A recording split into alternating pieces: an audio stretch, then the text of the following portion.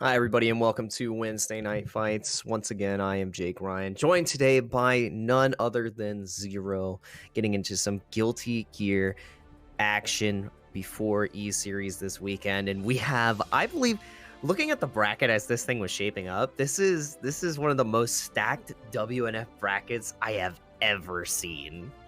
Yeah, literally every time we tune in, especially, you know what, it's a brand new season. A clean slate for everybody. No one's officially signed on to anything yet. There's a whole new incentive to join on in this season. And you're looking at the bracket right now. Red Ditto up against Stealthy. Tempest NYC up against Bean coming back at us again for Weds Night Fights. Good to see you. Breaker Dave and Shine back out here. Nerf Shine at that, I guess. Adventure and then Umisho as well, to round out the loser side. Yeah, really strong bracket overall. We're seeing Red Ditto, who's had strong performances both offline and online. Stealthy as well with his placings at Frosty Faustings. And then now Arc Revo as well, sadly falling short from that top spot. Tempest also one of the behemoths in the scene, being online as a competitor. Breaker Dave actually going to be making an offline appearance at Combo Breaker, so that's going to be really exciting. If you haven't seen Breaker Day play offline, they're trying to place as well as they possibly can, and then obviously Shine, Potemkin Master. I think the exciting match I'm looking forward to is Adventure versus Umisho, because I haven't seen a lot of Happy Chaos Jacko, and I want to see how she fares, but I feel it's similar to what we said before. I think you have to dash and block, wasn't that right? Yeah, well, okay, you know what? Yeah, that's what I said. But now we're talking about Jacko, right? Which is a completely different archetype of play style compared to, like, you know, last time we saw was Leo up against Happy Chaos, which made things a little more interesting, especially too when you think about even Flash Metroid up against Umisho last week too. Like there's that variance of play style even on top of it. Just like trying to contend in a zoning range with Jacko against Epic Chaos is going to be really tough, especially trying to set up those minions. But we're going to look at this leaderboard here. This is the current ranking right now for the week 1 standings of the qualifiers for Series E Season 2. And Umisho, of course, sitting up at the top due to that victory last week. Yeah, Umisho, you know, providing consistent performances across the board. I know that people were not too excited to not see him at the E-Series 5K qualifier this weekend, but he's going to be potentially earning himself a spot in the E-Series event itself to get that sponsorship and make themselves even more prominent in the scene and hopefully show up to offline too. But standings are still going to be a toss-up. As you can see, there are only top 8 points right now based on the top 8 from last week, and we do have some new names in the top 8 this week, so we will see exactly how these standings shake up and who is going to be climbing to the top, because we do know that even though Umisho is sitting at the #1 spot right now, Tempest was the one who sent him to losers this week in a 3-1 fashion. So some leaderboards are going to be changed. That's how I'm feeling right now.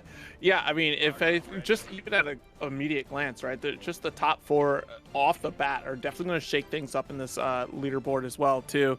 And you know, time is slowly, you know, is the factor, right, of trying to figure out Happy Chaos there. And while Happy Chaos is still a very strong character, we do know that patch is on the horizon. Who knows how everything is going to shake out for that one, as much as we're not sure how this next set is going to shake out. Option Oscar, that's right. Red Ditto, baby, up against Stealthy on Axel. Oh, Red Ditto has a warm place in my heart, because typically I will rate a Guilty Gear player based on the song that they pick to play, and right now, Red Ditto is definitely doing it right. We need to get the name switched up a little bit here because Stealthy isn't all right. Bam, best in the business. Thank you, Fathership. As we garner our way into the rest of this match, we are stuck in the corner. Red Ditto partying. Yeah, it's going to be a little bit difficult. Nice block off the PRC right there, and you know, Stealthy going to have to try to fight their way out.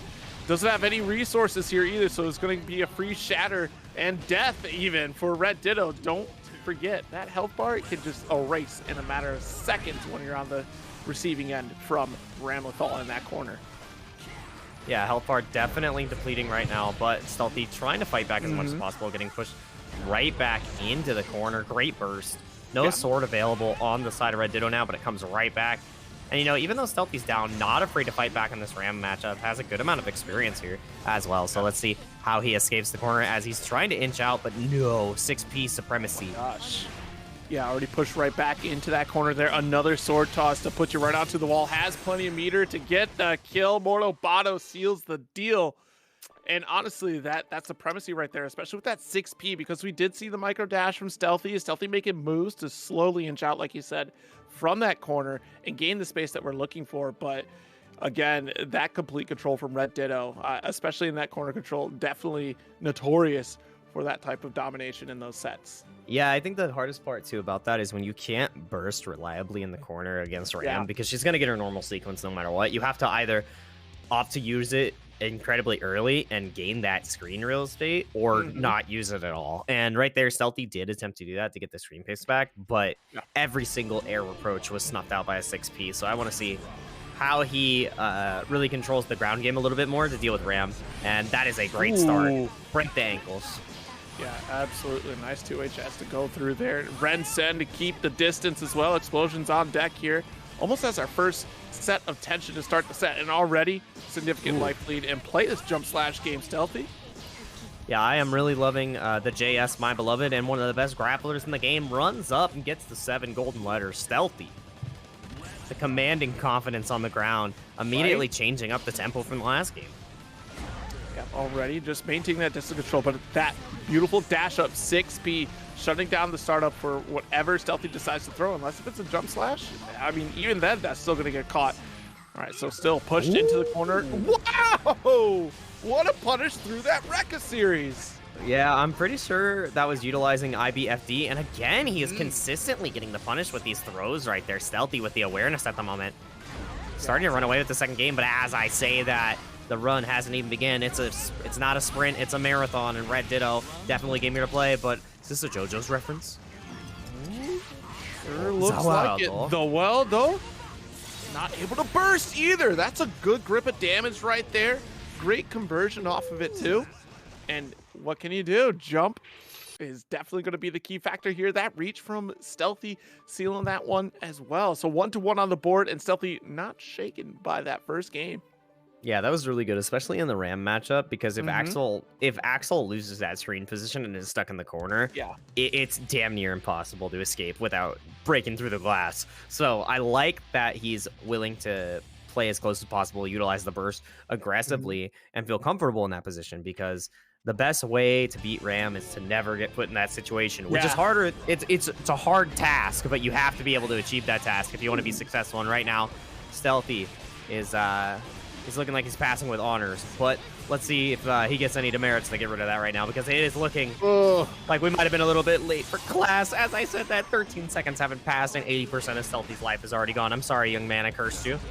Yep, you forgot you had the extra homework there. Due first period of class tomorrow, and oh boy, Red Ditto is going to make you pay for it. That's for sure.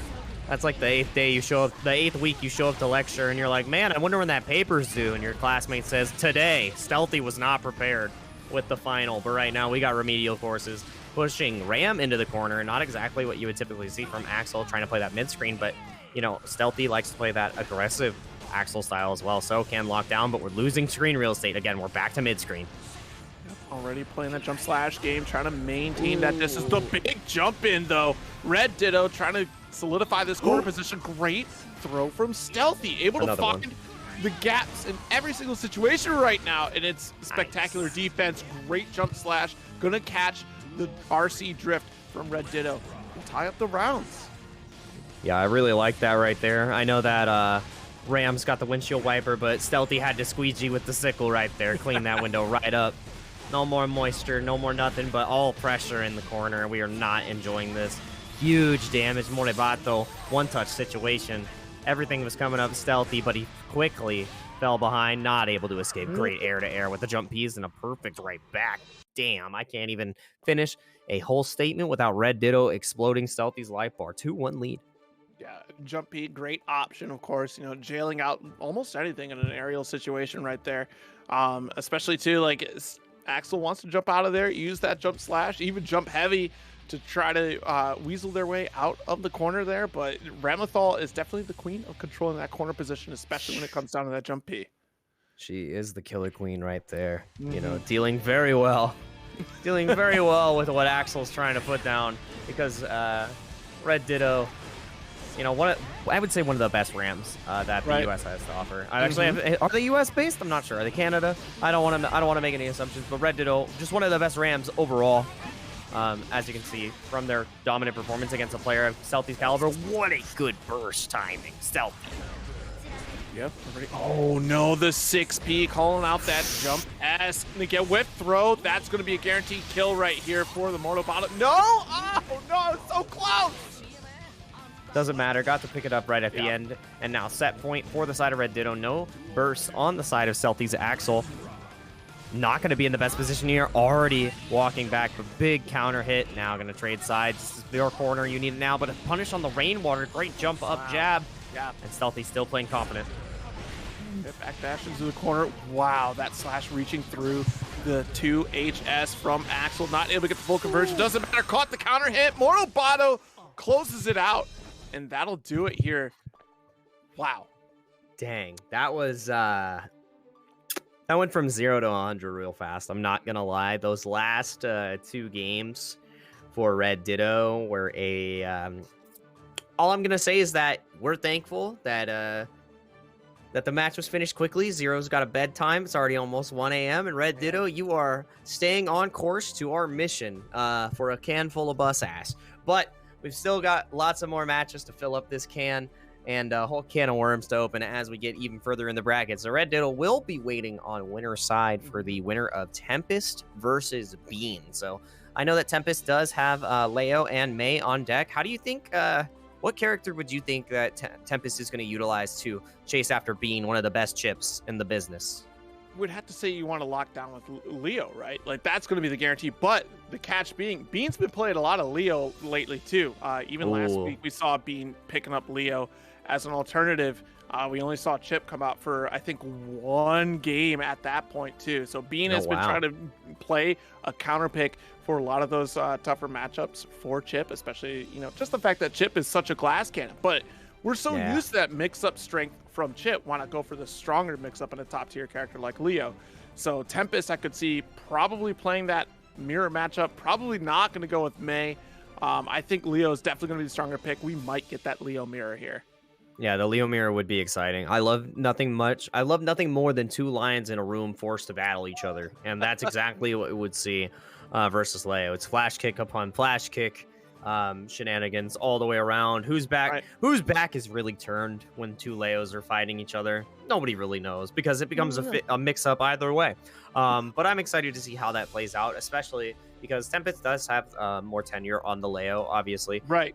Versus Bean. Bean has been playing Chip for a majority of Guilty Gear Strive. So I want to see, have you been able to catch up? How are you able to match that tempo that someone who's already more comfortable in the character is presenting? Or is Tempest going to be able to come out on top? And no, we are getting the chip. So it might go down to a situation where, if Bean doesn't feel comfortable in the mirror yet, because you don't want to run into that mirror if somebody has more time, run him down with Chip, because that's your comfort character right there. Exactly. And already going for that record, trying to keep you honest here. Got the knockdown. Prepared for a flash kick, but unfortunately Tempest is not biting there, so going to get that throw into Turbulence. Their back stance already set up, and the scatter begins. Positive situation for Tempest to start. Goes for the BRC forward, but the BRC back is also super smart on the side of Bean. And even though Bean has won a couple of these neutral interactions, that one wall break really obliterated the health bar of Tempest, but it's party time. And you hate to see that's the scary thing about, oh my god, wait a minute. It is the scary thing about mixing with Chip, because flash kick, it's only that down up input you're charging. You're guaranteed to get it to come out and counter hit whatever Chip is attempting here. But, oh gosh, already that life deficit really came into play here. Yeah, that was such a good series of situations right there for Bean. Utilized the PRC, blocked the 6P right afterwards, but it just wasn't enough. Already was at such a life deficit. And with the amount of guts that Leo has, Chip has to hit Leo so many times. Right. Already that work is going excellently here for Bean. Death by 1,000 cuts is imminent so far here. Backdash. Oh, goes for the 6K, whiffs the throw, and now Bean, boys, a rare drop, but able to pick it up. Look, it was a happy accident. Red RC was in the back pocket there. to make sure I got that corner conversion and shatter for the W. Yeah, I mean, the thing that's great about playing on chip too is like you're constantly trying to do something and cancel. Yeah. So in the case that you do drop something, your hands are already conditioned to the point where you're looking for another input. And if you make that mistake, your opponent might not be ready. Absolutely. And even still, too, like chips are so used to getting caught counter hit like this as well. It's like, all right, cool. 1 accident happened, 2 accident, it might be death. And if it goes up to 3, oh boy, I'm really praying for you here. Bean still has another opportunity, not going to be shook. Blue drift backwards here. Oh, yep. Whoa, yeah. Very good. Yeah, very good throw right there. Utilize the PRC as an OS there too. So if the throw whiffed, you know, you're totally fine afterwards. Gets the Right. pickup as well. Better safe than sorry. That was something that I saw a lot of players utilizing while they were at Texas Showdown this weekend, making sure, like, are you utilizing the throw S? Are you making sure that you're keeping yourself safe and going for this option when you have the resources? Like, don't be afraid to spend it. And Yeah. of course, WNF top 8, we are going to see those same great habits. Yes, absolutely. Yeah, as much as you're building up tension anyways, especially when you consider the positive bonus being factors, like that is definitely going to help out to just use it. Don't, you know, let it sit there and go unused. Oh no, yeah, I had to burst right away. Great start, but my gosh, don't let these combos drop. I mean, with the way the match has been going right now, I don't know if we're talking about meter or DPs. You just got to use it, man. And that's how Bean and Tempest are feeling. But now, stuck in the corner. Tempest going to try to escape. And yeah, just why not use it? You have it, right? Just spend it out. No.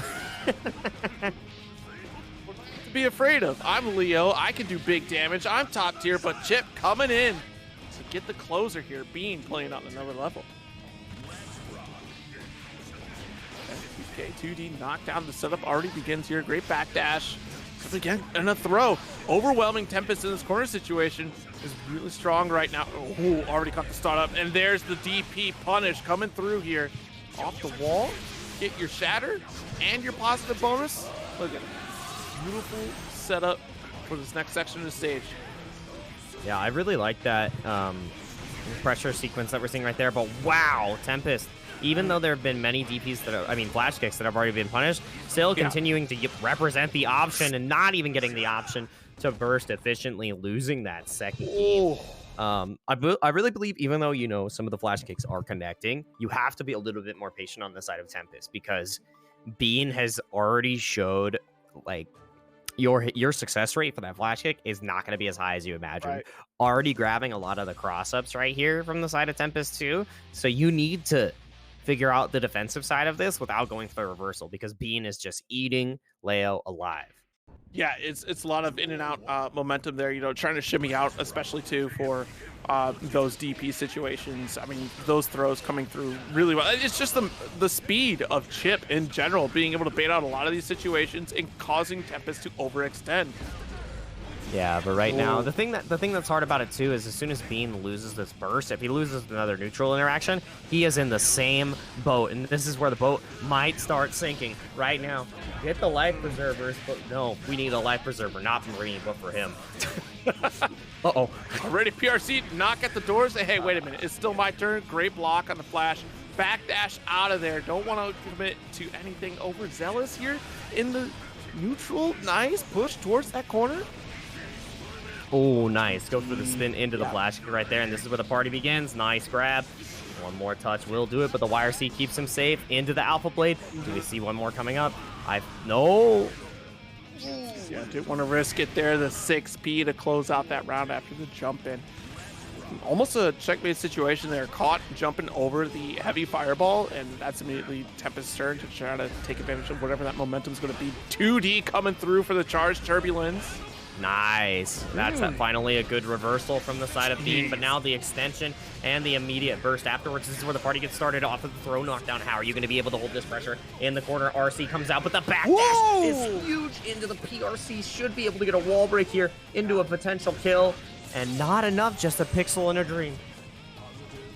A position that Bean has been in before. It's going to be about the movement skills. 5K does get the interrupt, but unfortunately going to get scooped up, and that's a game 2 for Tempest here. We're up 2-1 right now. Yeah, that was really good from Tempest right there, playing in the corner confidently. Yeah. Even though Bean was able to get the hit by challenging, burst was still available on the side of Tempest. And then it just became a game. It became a baiting game of, are you going to backdash or are you going to try to take my throw? Hold this strike throw mix up, and we're going to roll the dice. And the dice were loaded on the side of Tempest, and the Storm is growing stronger.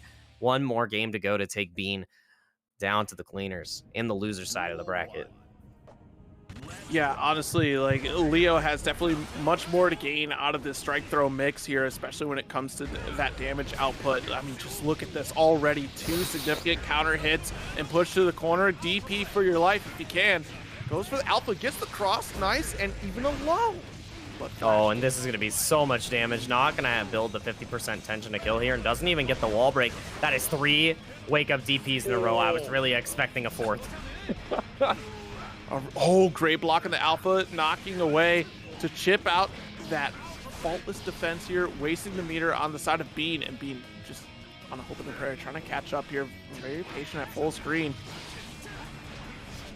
Okay, nice jump 2K coming through, and still Tempest not getting opened up until now. The low breaks it, and another flash kick. Very confident. Goes for the YRC, but the block and the bait on the burst. 2 of the options just completely ignored. Tempest, with the awareness, knew how much Bean wanted to get out, and now there's no burst for this round. You got to be kidding me, Bean. You have to play this perfect. Yeah, I mean, it's going to be a lot of big risks there because, again, that flash kick is so strong. I don't care which side, left, right, whatever. It's just a down up for me into a button. I'm going to collide with something up there, and I have the meter to back it up. But here we go. Bean going for the wall. Wreck it. Wow. Honestly, a great situational awareness moment here for Bean. Realized they weren't going to get those wall bounces by running up off the wall, so they still had to go for alpha to get the shatter in a significant life lead to start things off here in the second round. Big punish immediately into overdrive to cancel out that burst. No chance. There's a round for Bean. Yeah, Bean staying alive excellently in this, but I want you to pay attention to something so important. Because the way that round went, because Bean didn't suffer any damage, there is still no burst. Yeah. Like, you won the battle, but the war is still going. And right now, the gold burst used by Tempest is going to be so much pressure here in the corner. But the immediate bust now, Bean does not care. Look, chances make champions out here. That is the motto of Bean, and a couple knocks will get the shatter. Positive bonus to get the meter resource that we're looking for to catch up. Turbulence is going to get caught. Nice jump K thanks to the blue drift. Oh, nice backdash, though, on the throw. Now we're going back to the corner. RC will extend, and Bean, from the clutches of defeat, evens up the score. I can't believe it. My man really held himself together. That was insane. Yeah, that absolutely. was insane.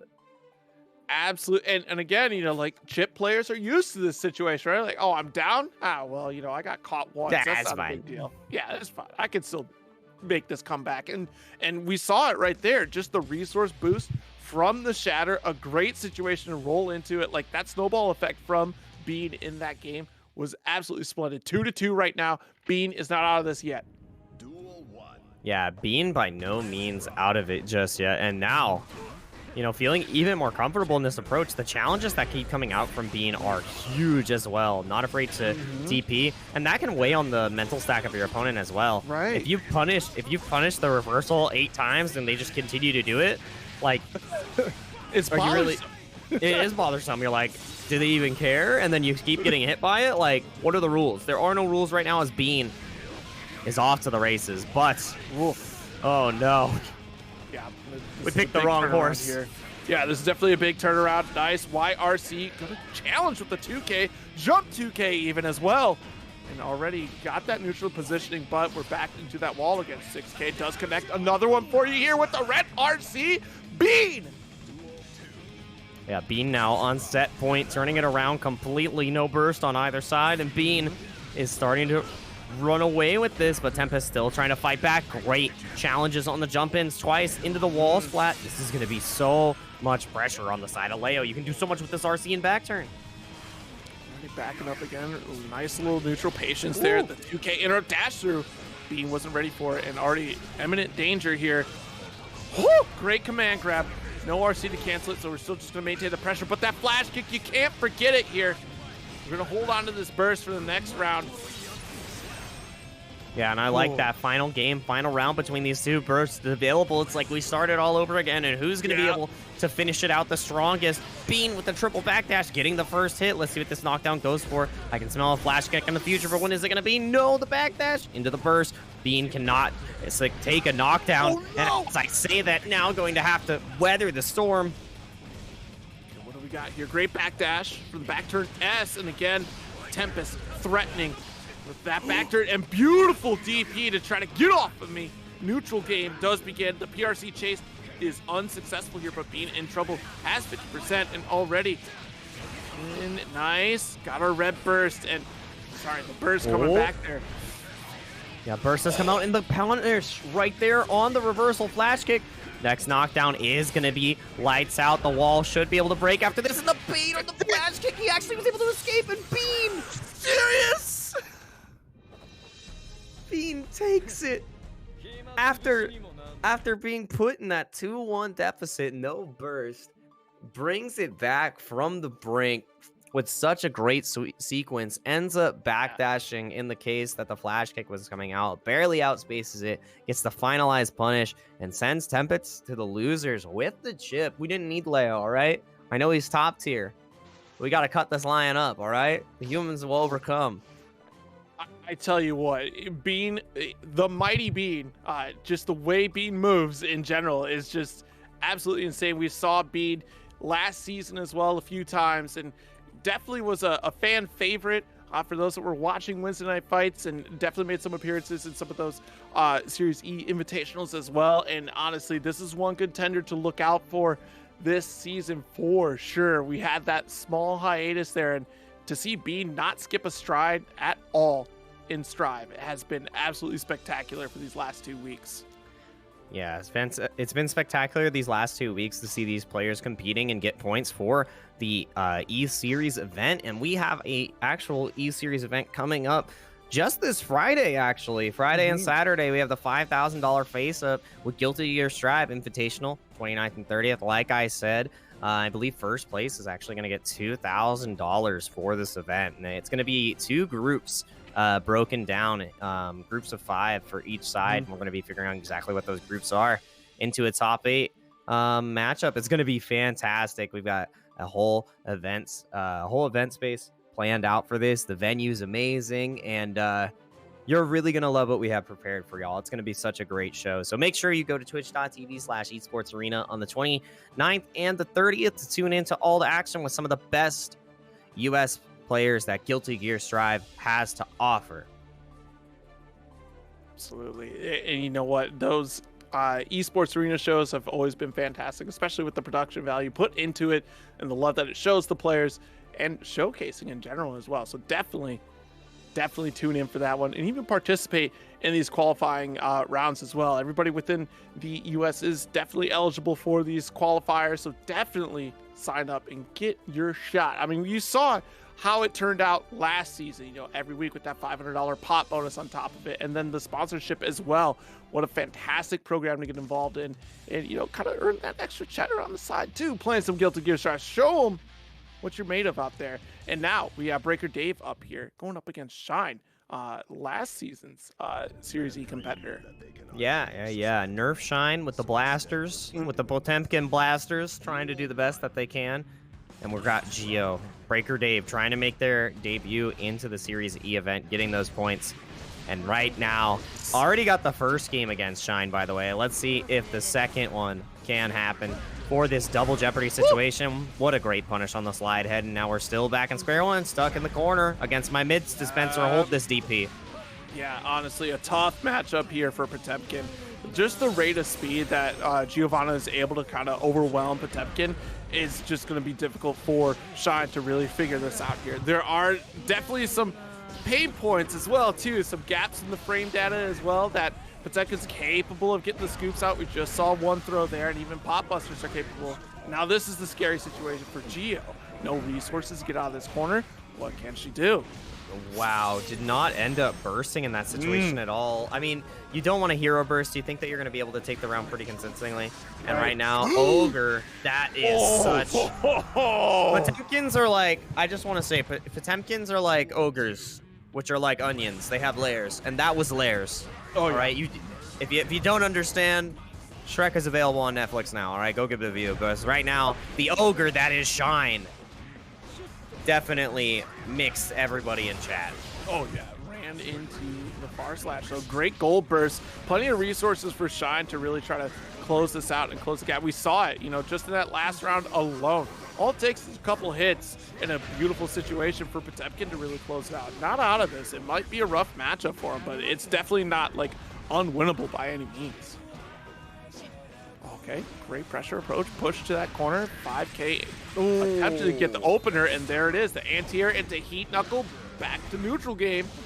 Yeah, Heat Knuckle into the trade, and that is just so good because the Hammerfall just is continuing to allow Shine to get in, and no big confirms on the side of Breaker Dave. You cannot have those drops right there. Trying to outmove the Potemkin, but the PRC OS to keep himself safe. Actually not going to be able to get the kill here for the Garuda. Lockdown, let's see what happens here. And the trade on the dash up. So good from Shine. Yeah, absolutely. Already, and that is unfortunate because we did get the grab animation and just a little bit too early on the RC.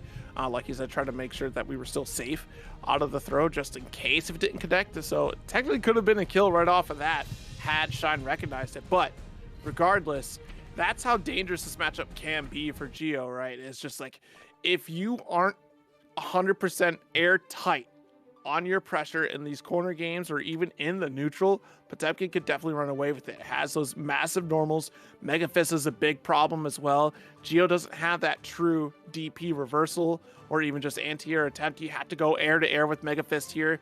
I mean, she does have a lot of great low-profile moves as well in the neutral to kind of contend with these buttons from Potemkin.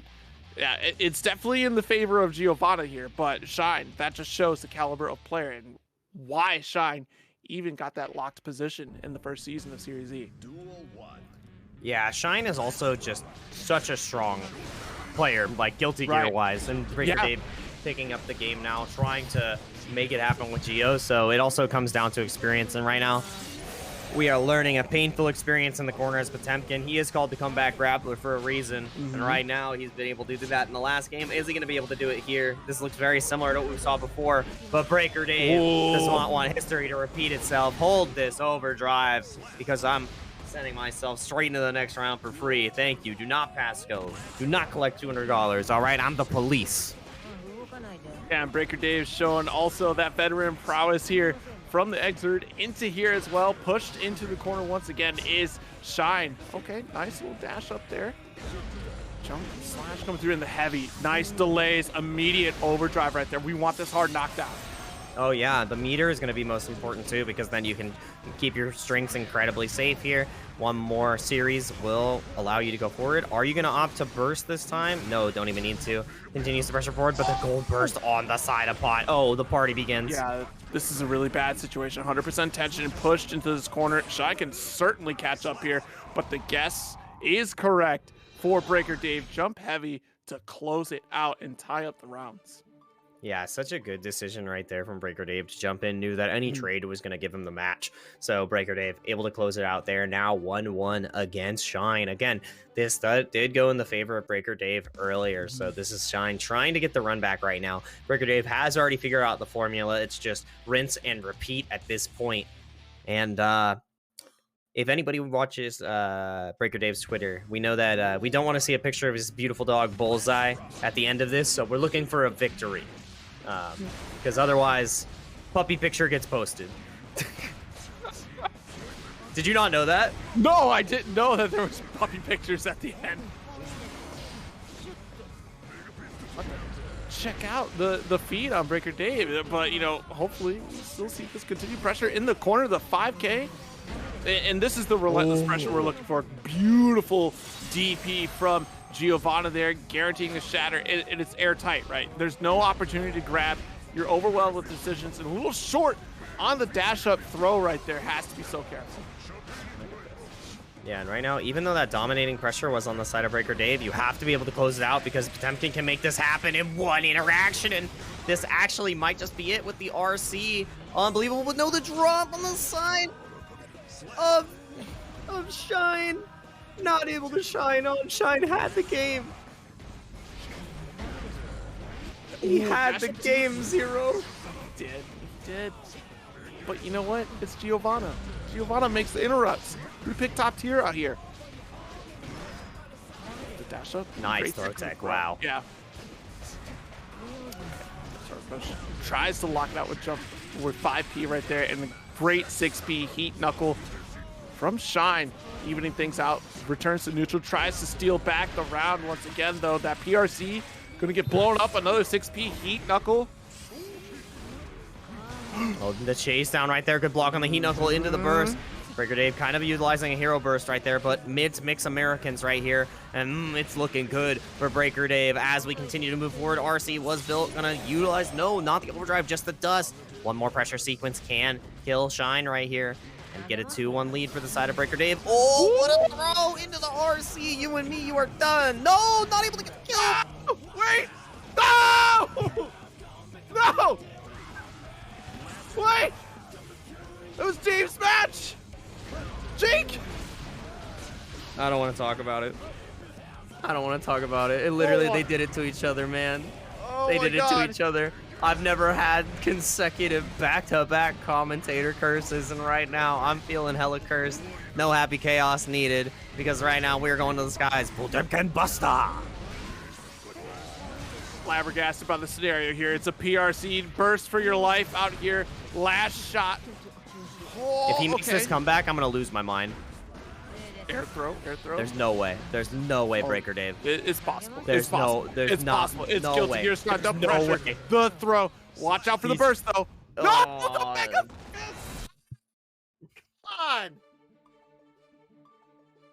on. Mega fist of all things in the corner. The back Mega Fist. That, oh man, that was... Breaker Dave. We used to say something late and on Wednesday nights many moons ago. We could say 9 moons ago. Shout out to Shine sponsor. But anytime Breaker Dave would do something like that, we would shout in a high-pitched voice, "It's Breaker Dave!" That's what we would say there when something like that, the shenanigans would happen. So, see, I broke Kyobi. He remembers. But yeah, no, that's definitely what we used to say. And that definitely was a "It's Breaker Dave" moment. Oh my God. He hurt me, man. That's he so hurt me. unfortunate. You know, Really... I'm not surprised. But what I am surprised about is that we are going to get even more great Guilty Gear action as we get into the 4th game here between Shine and Breaker Dave. Oh, and already trying to go with that plus pressure right there too. Back Mega Fist, gotta call it out. Heavy slash does confirm. Nice. Couples dash up slashes as well. The delay pressure is definitely devastating here in this corner right now for Breaker Dave, but the pendulum can swing almost immediately here. Mega Fist does connect. Already lively Garuda. Oh my God. Not like this, Dave. Okay, great dash up DP. Able to get the carry thanks to the red RC. Couple dust for you there. 5K will get the drill. And for positive. Yo, brilliant interaction right there because Heavenly Popbuster could have caught that overdrive from Giovanna. Heavy slash connects. We wrap up that round.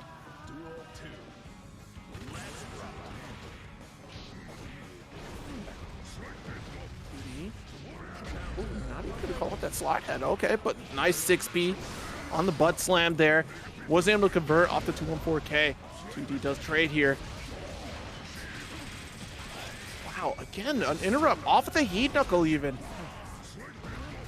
Yeah, gotta be careful of that neutral ground too, especially like 6P will be able to go right over, or right under, excuse me, 5K, even 5H as well.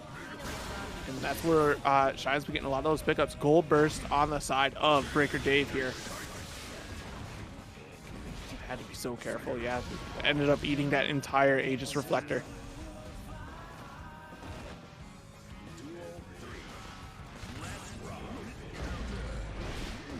Whoa! Okay, got her 5H, 214. And don't tell me. Disconnect. No, not like this.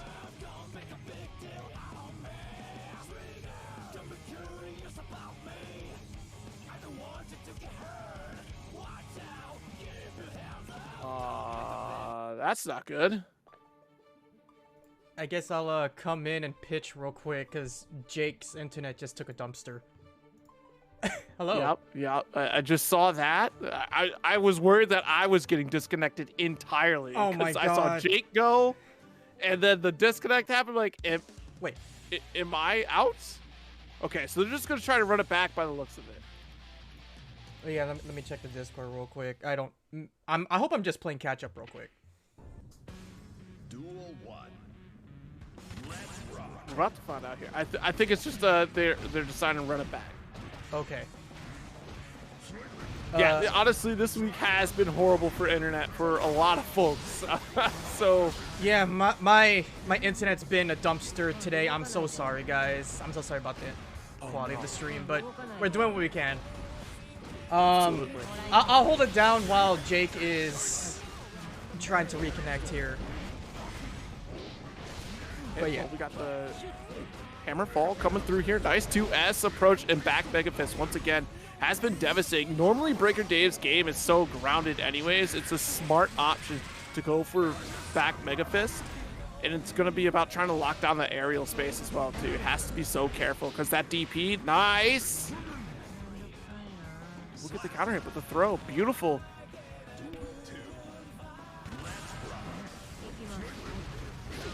Okay, side head does get blocked here.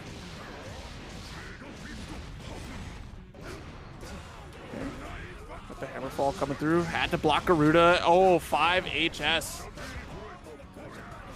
Great flick and already the pressure. Nice dash up. Finding the gap that we're looking for here. And goes for the safe pressure, but unfortunately 5K is not going to be that tight string that we're looking for here. Had to burst to try to make the survive here. Okay, I mean, we have to keep this pressure going. No gaps allowed. We've seen the Aegis Reflector. BRC drift backwards. Nice call out the butt slam. And also a nice just block there on the Mega Fist. HS, there's our burst finally here. Breaker has to play flawlessly, and again, Mega Fist. When you overcommit with that far slash right there, you leave yourself so vulnerable to Mega Fist, unfortunately, from Potemkin. Oh, that's a 3-1 for Potemkin, right? Yes. All right. Yes. All right. Well. Yeah, Jake's getting bodied right now, unfortunately. Oh. Hey, it's me. Hello. I'm just filling in for Jake until he gets online. He's kicking his router and everything. So yeah, how's it going, everybody? This is what happens when you play on Wi-Fi. You just get dropped entirely from Discord. Don't try to commentate on Wi-Fi. He's commentating on Wi-Fi? Is that the lore? No, that's not the lore. Okay, I was gonna say. Actually, it is the lore. Everybody, go on Twitter right now and say shame on you, Jake Ryan, at Jake Ryan, for commentating on Wi-Fi. Oh my God! Don't do him like that. Did he deserve that? Doesn't deserve it. No, he doesn't deserve it. But this is a great moment. Great moment here. We're gonna milk it. All right. So yeah, that means Shine is moving on. Going to face Tempest NYC later on in the bracket. Yeah. Shine moving on. Like you said, Tempest as well too. So that's gonna be Potemkin and Leo. And gosh darn it, Breaker Dave, if you don't break a top 4 at another Weds Night Fights while I'm here, I swear you get so close every single time. And I just want to see it, especially too, like in this situation being double jeopardy. It definitely was an assessment of the previous set from between Shine and Breaker Dave as well. Because clearly Shine definitely made some adjustments there. Mega Fist being that big problem child for Breaker Dave in that set. And like I was saying, that grounded approach, while strong against Potemkin, once Potemkin starts ripping Mega Fist, air to airs are definitely going to be your best friend. Jump Ks, even jump P will be helpful as well to kind of just check in the air and bring Potemkin back down to continue that pressure. And we saw consistently too that Breaker Dave was maintaining an airtight block string, especially in a lot of the corner situations.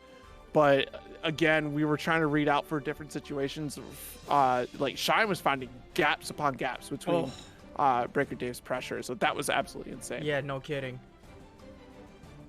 Oh man, yeah. So we got Adventure and Umisho coming up next, trying to get them into the Yes. lobby right now. Umisho's already in here, just summoning Adventure. Just gotta give him the lobby code real quick, like. It's gonna be crazy if it is in fact Jacko, which of course Adventure does play Jacko. Let's go. Like, against Happy Chaos. What? That's gonna be a tough time. Wait a minute. Real tough time. Jacko versus Chaos. Yeah. I haven't seen a lot of Jacko actually. Adventure is the one. If you've been Oh. watching these Weds Night Fights, you know Adventure's gonna be playing Jacko. Ho ho. All right. I'm looking forward to this. I don't Yes. watch and as Umisho, much. Sorry. Yeah, I don't watch as No, much as you're- I would like to admit, but yeah, I'm looking forward to this one for sure. Well, and that's the thing. And okay, so we do have Anji. Yeah, that also makes sense. I'm curious. I don't think Bullet works against Dash or Dance rather. There we go. I had to try to burst immediately. Gonna get called out. Oh no. Let's see. Got the concentrate into the wall break. All right, look at the damage. And Anji has guts, no less, too. Like, that's crazy. Ready. Oh my God. PRC pickup. Perfect. Yeah, that's around perfect even. I see, like, if you're bouncing between Happy, or not Happy, but Jacko and Anji, like, this is a tough matchup to go up against. Like, if you're not playing another character in the caliber, like, close to strength of what Happy Chaos has, it's tough. I mean, it's a tough matchup in general for the entire cast, but like, it is that much harder when you're playing with Jacko and Anji here. Even you have to get your knockdown, have to get the corner situation, and you got to deal with gunshot. Oh no. And that's why we turn off our routers. You know, and you plug in directly every time you're working. Oh, hey Jake, how's it going? Excuse me. Oh, you're alive. Yeah. Welcome Not back. sure what happened there. Sorry, guys.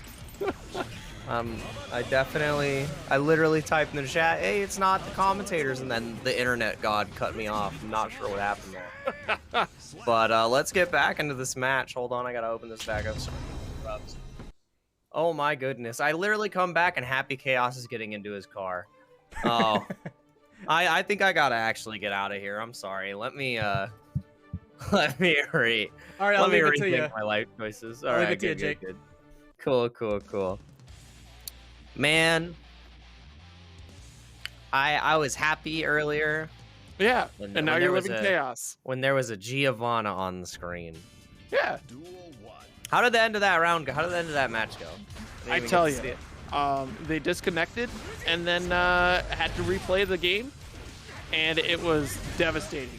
Shine ended up taking it over Breaker Dave in a pretty strong fashion there, just finding out every single one of those gaps in a lot of corner situations here. But there's almost no gaps here from Umisho up against, oh man, Adventures, Anji, and Wait. this- Excuse me? Excuse me? Adventure typically playing Jackal. I did not know they had an Anji. I'm surprised. Right, yeah. As to I'm why the surprised. Anji would come out in this matchup, but I'm intrigued. You can color me intrigued. I'm surprised at both character picks against Happy Chaos here, and it's not looking too good right now. Adventure trying. We've had like a couple, moments of hope, especially too when Anji gets Happy Chaos locked down in the corner, because, of course, once you get hands on Happy Chaos, it's hard for Happy Chaos. It's just about getting your hands on Happy Chaos. Yeah, got to get the hands on Happy Chaos, and right now that's exactly what we're trying to see from Anji. And oh, what a burst bait, and just like that, Simple Prey gets caught on the hook easy. And right now, 2 fish on the board, trying to get 1 more on the side of Umisho. Shooting fish in a barrel right now is what it looks like. And for chat, the microphone I have is an Audio Technica, whatever model was released like 4 or 5 years ago. I've had this thing for a million years at this point. I actually need to get a new one. So Ready? Whoa. yeah, just like we need a new Guilty Gear character, maybe a new patch, who knows. Yeah, time will tell. Time will tell about this patch here. We have some games coming up. We do have the story mode. We're gonna get to see Now that's man's sibling That's what's most important right now. And what's most important is seeing exactly. I like the idea behind the Anji after seeing the spin through 3 bullets, but there's still more in the chamber. Yeah. Oh yeah. There's a lot more behind it. Okay, nice 6P gunshot, able to get the concentration super as well. And just gonna carry right over to the corner there. A couple 5Ks, playing some hacky sack. Where'd you think you were going? You thought you were gonna forward tech throw? No.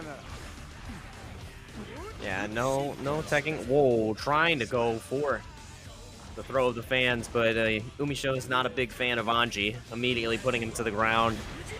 And we are hearing the story of the fallen warrior that is known as Lanji. All right, we thought it was Loust, but now it's Lanji stuck in the corner, trying to escape. Great backdash, and maybe the pressure can begin here for Adventure. Wondering exactly how the butterfly can keep flying. Maybe the butterfly effect will change the future, will change our destiny, remove the power of Happy Chaos. But right now, the power of Anji, the power of Happy, is too potent. Okay, well, look at that. We got a counter hit. We're pushing right over the corner with the overhead. Nice Ko, able to get the shatter and positive bonus. Plenty of resources available here, but the clone will save the day unless you got the drift, but still able to follow up. Actually, great positioning right there for Umisho to sit right on top of that clone. Yeah, really good positioning right there, but then wonderful awareness from the side of Adventure. And as I say that, you know, you can't bring fans to a gunfight as Umisho continues to apply the pressure here, gets the charge shot up, trying to back up a little bit from the Fujin, but now you're cursed up again, and the cheeky reload, he's cheating. All right, got that corner pressure once again, just one bullet at a time. Got the pickup and knockdown as well to get the what a throw from Adventure. Yeah, that throw was absolutely necessary, especially with the reload. The full deck is almost loaded right there in the gun. The GAT is ready, but when you have this pressure on Happy Chaos in the corner, it's so hard, but now this is where he starts to shine. Guaranteed curse. Yep. All right, made that approach. Okay, a little hesitation, got the throw. The Twitter bird is out there and does get the W right there. Adventure put on the board with Anji, no less. This is... I'm actually impressed. You know what? Good for you, Adventure. I am loving the Anji pick right here. I'm seeing exactly what you're going for. The spin working through multiple bullets at a time, I think, is catching Umisho off guard. I don't think you'll have a lot of Anji experience, and having that happen for the first time where you're like, I just need to shoot this guy and it doesn't work. Like, what? What do you mean my bullets how could you aren't hitting possibly him? dance through bullets? Who does that? It's... Yeah. But yeah, I was really curious about that Anji pick because I was wondering how dance interaction would work with bullets here, and to see it on display, yeah, like you said, smart pick. But again, already pushed that corner, and Clone seems to be that immediate counterplay as well too, just kind of holding it at bay, and we'll sit right on top of it. So even if you have to get through bullets, you got to deal with this Clone interaction. Oh, nice, but passing on the interactions, we are going to continue passing on them. Pop goes the Weasel right now. Pop goes the Anji as we continue to just light him up with no regard for his life bar, no regard for the burst. Set point on the side of Umisho. Just never felt like he could get past the gun range. Right. All right, Trey cursed up. Watch the ankles. Gonna get burst away. Jeez, hit, fire it out. But out of concentration, so this is the big opportunity here for Adventure. Has to maintain pressure. And nice jump. Wow. Little cheeky counter hit. Yeah. Now stuck in the corner, but not getting the full confirm right there from the side of Umisho. Has to PRC to keep himself safe after that overhead. Ooh.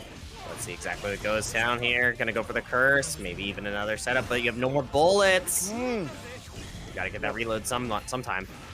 That's the thing about Umisho. He's so aware, and dude, he 5K'd at a range where he could grab the Fujin afterwards. Yeah. This character's broken. Yep, no bullets right now. All right, there we go. Got the one. I'm sorry, Anji. As soon as I said no bullets, he got shot. Oh yeah, bullet. Reload. Oh, dude, I think did Adventure hit the alt F4? Oh, Adventure is out of here. I think. I'm not 100% sure. I know we see Bagman right over there. Hopefully, you know, shout out to Adventure. Still put up a great showing. Got a game on the board against Umisho with the Anji, so very exciting to see. You know, maybe a couple of players will be able to develop that even further. But we're going to get to see exactly what the rest of this tournament shapes up to be. Because on the loser side, it is, I got to pull up my bracket. Everything died. It's going to be Tempest versus Shine now, as Breaker Dave did fall 3-2. Sadly, didn't get to see the end of that one. And then Stealthy versus Umisho, which is going to be, ooh, that one's going to be really good right there. But I don't know. I feel, because I know I've seen Stealthy pull out his own Happy Chaos. I'm not sure if he's still going to be playing the Axel in the Happy Chaos matchup. It might be a Happy Chaos mirror, which is, again, one of the funniest things I've ever seen in Guilty Gear. I'm not going to lie. They literally, they just go bang, bang, bang, bang, bang, bang, bang, bang, bang at each other. It's so good. It's so good. Well, here we are. In one of my favorite matchups, actually. I can't believe I'm seeing it. A Giovanna up against Leo right now from Shine on Giovanna this time around. So that'll be interesting. 5K interrupt right here. Yeah, I just really appreciate the neutral interaction between these two characters and how their unique kicks work out, especially when it comes down to their dash approaches as well. Giovanna being able to low profile a lot of interactions from Leo here. And then just, of course, lore reasons too. So there you go. Yeah, exactly. And right now we're going on the offensive, while on the defensive, the flash kick comes out into the RC. And Tempest not afraid to rush down right here. And, you know, Shine doing their best, Breaker Dave impersonation, summoning the spirit of the enemy they just defeated. No more Potemkin, only Geo. Yo, that'd be crazy. If you had to commit to the character you beat previously every single round. It's yeah. That would be. Oh, I feel for Umisho. He's got to play Anji next game. All right, nice pickup here. Wants to get the restand thanks to that 5K there. And the interrupt dash 5K. Beautiful buff on Giovanna right there. Oh, yeah. Ooh, 6P interrupt. Ran right into the fist. Nice throw into the corner here. Guessing game begins. Nice. The 2D you forgot. And 2D right back at you. Drop kicks, turbulence. Exactly. Wow. Yeah, just spinning them back at each other right now. But Shine stuck in the corner. I know I saw on Twitter earlier, Tempest was a little bit frustrated about getting sent to losers and now having to deal with the legs of Shine. The flash kicks are just not working out. Right. Now stuck once again, but no tension. One more knockdown will do it. You got to hold this pressure. Wake up, super. No way. Oh my God, it goodness. connects. But you're not dead. Triple dash forward. What do you mean? The speed. It's all about the speed, and Giovanna's got a need. Gio's my name. Speed's the game. Where's the chili dog? No, I hate it here. I'm glad that you knew exactly what I was talking about. And I can imagine that you see Breaker Dave come up from the side and be like, "Look at this imposter." And he says, "You're the," I can't even remember what. "You'll make you eat those words, Faker." That's what he says right now. That's what Shine's trying to tell Breaker Dave. And that's what Shine's trying to, sorry, like a couple of boomers talking about Sonic. I saw ya. "I'll make you eat those words." Oh no, no. "I'll show you who's the faker, Geo." That's what we're looking at right now. But right now, Shine definitely is the one who is superior into the extension dimension right now. Show the Tims, show the boots, what the paws do, and we're gonna have to put a pause on Tempest's life. Actually, one more Oki situation will be doing that. Goes with dash up. 2P. Interesting. Flash kick does commit. Right, full screen situation. And the trade working out in Shine's favor. Almost said Breaker Dave because, you know, obviously Breaker Dave is the only Giovanna player, right? But here we are with Shine dominating that 2D pickup. Not able to get the conversion we're looking for on 5K. Not able to get the conversion just yet, but wow, the gold burst is going to be huge, and now Shine feeling empowered to challenge in any which way. The DPs just feel that much sweeter, especially with the RCing capability. Don't ever flash kick on me again. Get locked down. Never mind. I can do whatever I want. Tempest running it back, running down the Geo. Throw my flash kick. I wanted to make sure, and oh my God, you ran into it. It's your own fault. You're going to die for it. Turbulence here. Drifting onwards, the 2K. Rough spot to be. Yo, it will connect. Oh, wait. Okay, all right. I was worried that there was a parry. I was worried a parry was going to come out, but here we go. That would have been insane. That would have been insane. The parry would have been so, such a good decision, but no good decisions on the side of Tempest right now. Shine is starting to run away with this, really getting away with these cheeky overdrives, just sneaking him in there as Leo tries to put on the pressure, and maybe Tempest needs to slow it down a little bit to really catch Shine off guard, because Shine is playing this so incredibly well right now. Yeah. Yeah, and like I said at the top of this, like this matchup in particular is one of my favorites to watch just because of the pace that it goes.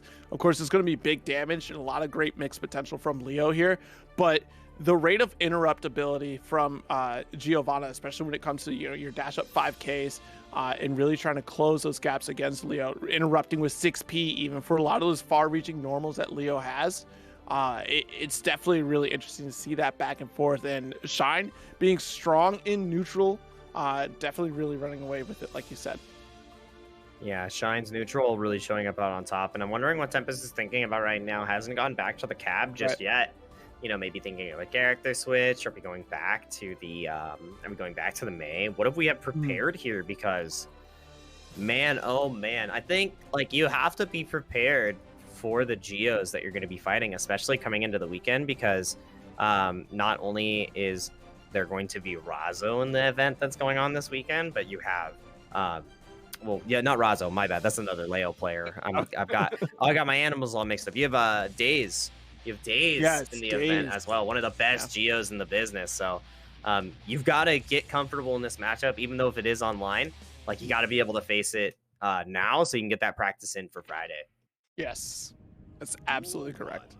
Here we go, going right back into it here. Just taking a moment to try to assess the situation. Got a 2D start into Turbulence and already called out that burst. So that's a nice early victory there for Tempest. Push to the corner once again and get the wall bounce into the overdrive. The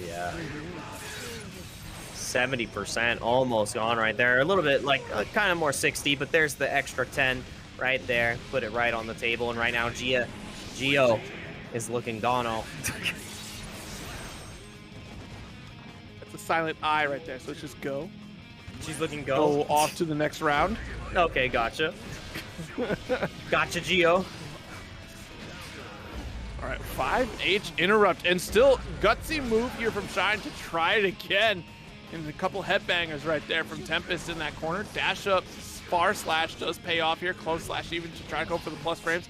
And that punish with the throw, and still Shine capable of just pressing these buttons, not afraid. Whoa, and right now Shine not afraid either, but the first block on the super that we're going to be seeing right here should be able to get the kill with the run up and the wall break. Feeling comfortable now. Tempest getting a game on the board. That extra wait in between matches is actually crucial to get yourself reset, so Tempest taking that time was a smart move. Absolutely, whether it be reassessing the matchup or thinking about like a particular moment that's standing out, or just calming your nerves, drink a little bit of water, get hydrated again before the next round starts. Whatever it was, Tempest is definitely playing a little tighter right now. Yeah, Tempest definitely didn't want to get out of the bracket just yet. Wants to get as far as they can in the bracket to secure those points for Series E. So let's see if they're able to continue their series for this bracket today. Top 8, trying to get to that top 4 position. And right now, Shine is really becoming a threat right now. Going to be pushing into the corner. One more mix-up will do it. And again, the bait on the flash kick. I feel like I'm watching reruns. Okay, well, we got that overdrive. Not enough to kill. Just a sneeze will do it, though. Goes for the 2D attempt, but that flash kick does rip and actually connects the overhead block 5P. Keep it simple. Yeah, keeps it simple. Doesn't need to go for any other fancy challenges. Could have potentially gone for a 6P for the upper body invulnerability, but with that last little touch, get your fastest, highest button out there to catch the layout. And right now, catching Tempest off guard. The run up, she's so fast, it's like she's ice skating, and it's not even winter. Ooh, the jump D, cross up there, and Red RC to get the conversion into that corner, get the shatter, sustain your life lead even. Ooh, 5H. Okay. There's just disrespect from both players on either end. Yeah, trying to sustain the life lead, but mostly sustaining injuries at the moment, and trying to escape, utilizing the PRC to keep yourself safe. And the recovery frames right there, OTG might be able to do it. The jump up, you have to look for the RC, double PRC. Not able to finish just yet, but the throw comes out from the side of Tempest, evening up the rounds. Tempest trying to tie things up. Beautiful whiff punish right there, like footsies with the 2S, but got scooped up there. Shine also going to get scooped up by Leo, and the 5Ks scuff up the sneakers. Overdrive for you as well. And Tempest is really trying to solidify this momentum. Nice push towards the corner. Does pick up with RC. Yeah, that'll do it. That'll do it. That was just way too much to handle in that situation on the side of Tempest. Like, not for Tempest, but for Shine. You see the RC come out, you're typically looking for the left-right coming out of Leo, and the pressure he can just apply, that quick overhead, is just too much. And that's like the first time he's actually used it in this set too, saving it till he absolutely needed it. And now the mental stack has to be overwhelming on the side of Shine, because every single mix-up in the book is getting thrown at him. Yeah, absolutely. And that is exactly what makes Leo so successful, especially off of Oki situations for Leo. Like, you have to guess, is it going to be left-right, or are we going right into overhead? Is it going to be the dash-out command grab, or even just regular throw? Like, it just really depends. And when you're in a corner situation and your tournament life is on the line, that pressure is just absolutely overwhelming. Yeah, and right now the overwhelming pressure definitely creeping in on both of these players. Burst already utilized on the side of Shine, and the mix-ups are just so potent. The patient wait right there to the overhead on the side of Shine, but fighting back. Right, that 2D coming out, and there's our throw. I mean, we got to fight for a little harder here to try to get this victory, because my goodness, Tempest has found a groove right now, and it's really working. Yeah, Tempest has definitely turned it on, and right now Shine does not know how to stop the train going down the tracks. All right, it's like the train problem. Is it gonna run over one Geo or 3 Geos? And right now it's looking like 3 Geos are potentially getting run over, because one more game and she will be done. But Shine trying to shine on, continue fighting forward, big counter hits back to back, but you have to be able to get those confirms afterwards. Still, a life lead has been established. Yep, got that 6P, make you stand up once again.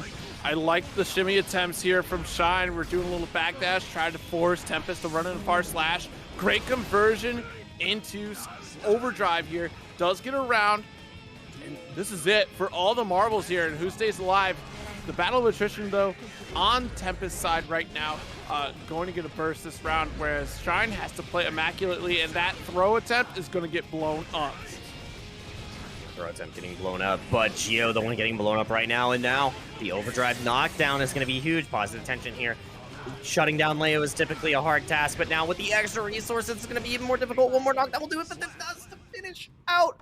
And had everything he needed to continue the pressure, and Tempest with the reverse sweep right there over Shine. 3-2, final game, final round. Wow. Yeah, and like you said, that mental stack really did add up there, right? Because in that last game, Tempest had only used that overdrive for the first time in that situation. Once it connected, again, we're representing that option, an option that has not been conditioned into the recognition for Shine in those corner situations there. So seeing it a second time in this full-length set was definitely the one that honestly just shattered the ice for you and got the loss for Shine in this round. Yeah, sadly, we did see Shine lose this round, but we got to see the power that Testament brings to the table. And if you want to see, not Testament, I'm seeing the little things pop by on the Guilty Gear page, and I'm reading them. I was like, wow, I really would love to see some Testament, but I want to see some more Tempest this weekend at the E-Series face-off that we're going to be having for $5,000. These players are going to be competing for. It is an invitational event with 10 of the best Guilty Gear players that we have in the business. We're going to have Tempest there, as well as many others. I know Apology Man, Jonathan Tene, Hotashi, and even more are going to be available. You can see everything at twitch.tv/esportsarena. I'm going to be an analyst at the event as well, so make sure you tune in as we break down every single match, go over most of their online and offline results to show you exactly what these matchups look like, and see who makes it on to the final day for the top 8 bracket that ends up shaping up.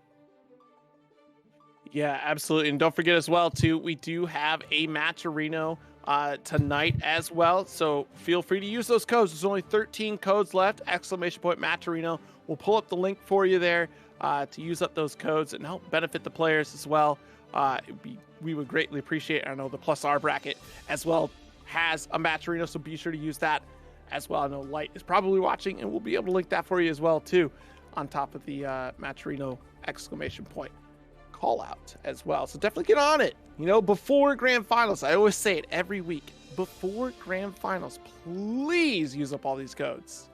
Yeah, utilize all the codes. It gives the players a bigger incentive to play, and we want to make sure that we get as much money available for them, because not only are they competing on the E-Series size, we want to make sure that these tournaments are favorable for everybody to enter, especially with the high level of competition that we have. We want our players to get paid out, because these are not easy matches in any way, shape, or form. No. I'm going to be completely honest. And as you can see, easy matches have not been played. We still have Stealthy versus Umisho, where we will then move on to winners finals, which is going to be Red Ditto versus Bean.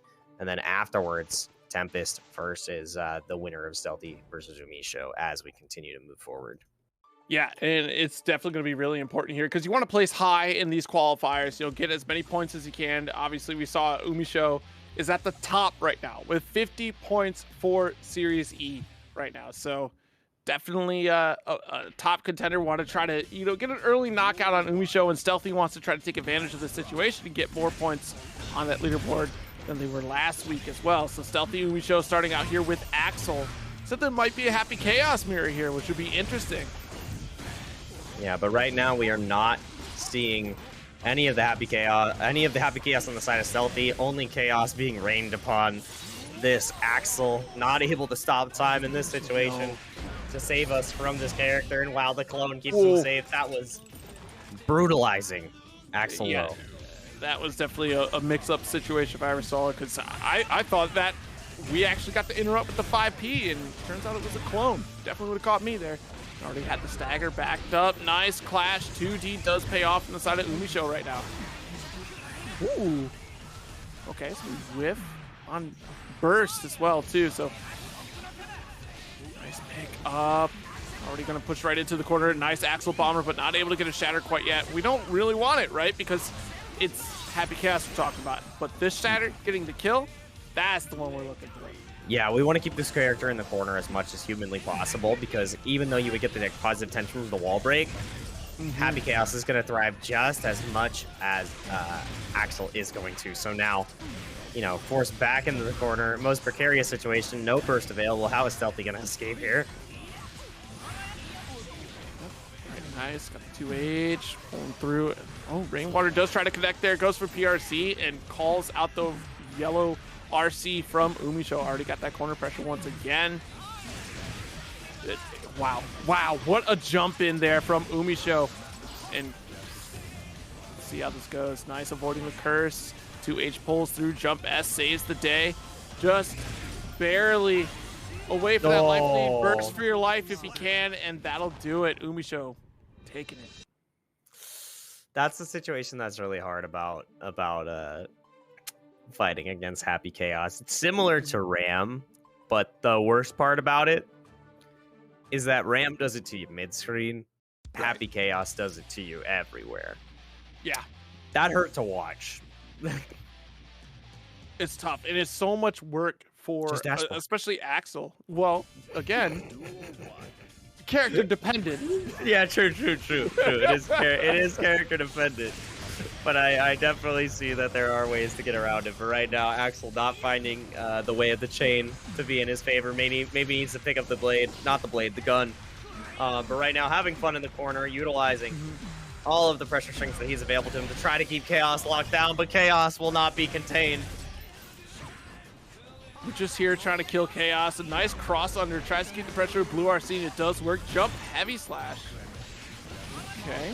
West does pull through. We go for the spin cycle to continue the pressure. Whoa. The run-up Hail Mary punch does actually pay off for Umisho to dodge out of the jump heavy. And again, try to call out these throws. Stealthy got to be careful here. Notorious for trying to sneak out throws. It's not going to pay off, but we will get caught here. Oh, man. We're getting paid off, but not the way we want to by the Lone Shark. The bullets are filling Stealthy. Not able to escape this debt, and Happy Chaos able to take that game real quick. Umisho finding all the right pickups. Okay, nice. Tries to go for the melty mix-up right there. Patting it there from the jump. As nice reach out there, and already got Ren Sen to pick out the throw. Does sneak one in. And again, that pressure continues. Do not give any room for Happy Chaos, but still able to jump out. Umisho being able to remove themselves out of a corner situation and finding room to run away if need be. It's just absolutely immaculate right now. Absolutely immaculate play right now. And Stealthy getting baited, like we said. He likes to sneak out those throws and got a little bit too sneaky right there. Umisho with the great read. And the knockdown, this positive tension is where Happy Chaos can just start to pop off. As soon as he gets that half bar, concentration station is activating, and we do not want to have to deal with that, but Stealthy knows that as well, trying to keep him locked down as possible, but no, you're in full range, and now you're getting shot up. Yep, had the curse up here. Full concentration is about to come through, and now just one bullet at a time. Spend all your resources trying to block. It's almost a checkmate here, unless if you can find that approach, running out of room, the jump shot to do it.